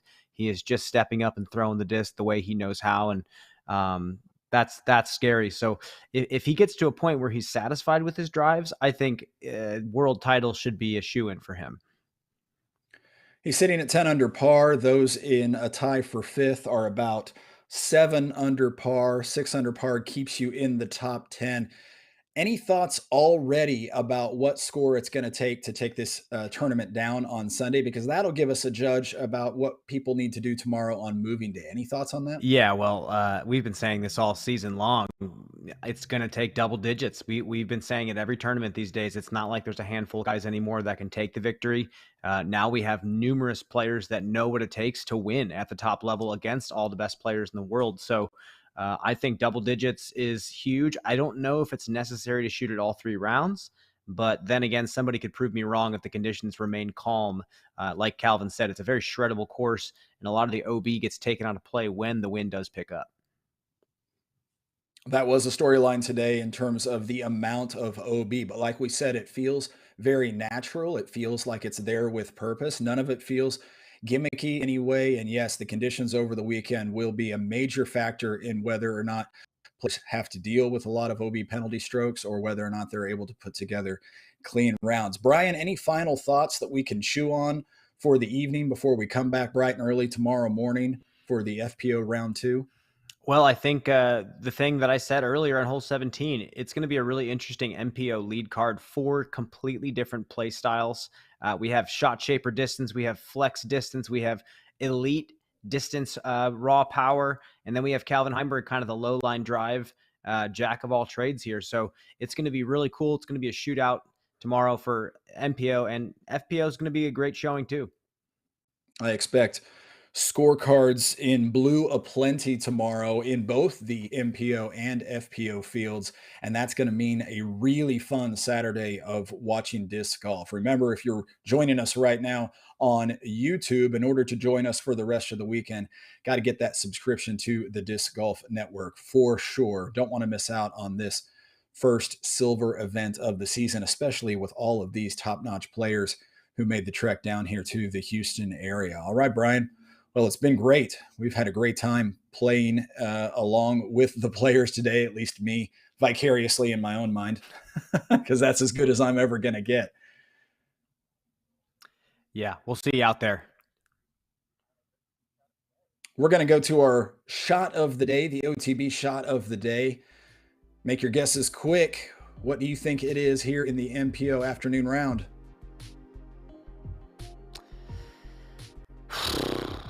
Man, I don't know. Can we just show Owens ace again? That was a pretty spectacular way to start our day between you and I. We're going to go to Garrett Gurthie here. Earlier in the round, way back on number 4. Yeah, this was a just incredible shot. Right over the flag, and we saw there early in the day the wind absolutely whipping.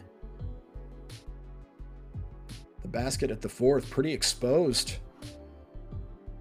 Tomorrow, back at 11:15 a.m. Eastern, 10:15 a.m. Central. That is once again for the FPO round. MPO coverage returns at 4 Eastern, 3 Central, right here on the Disc Golf Network.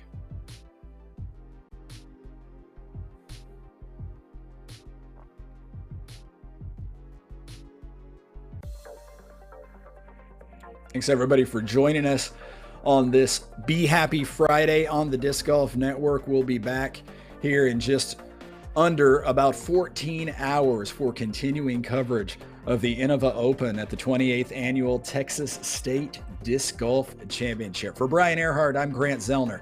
Thanks for watching.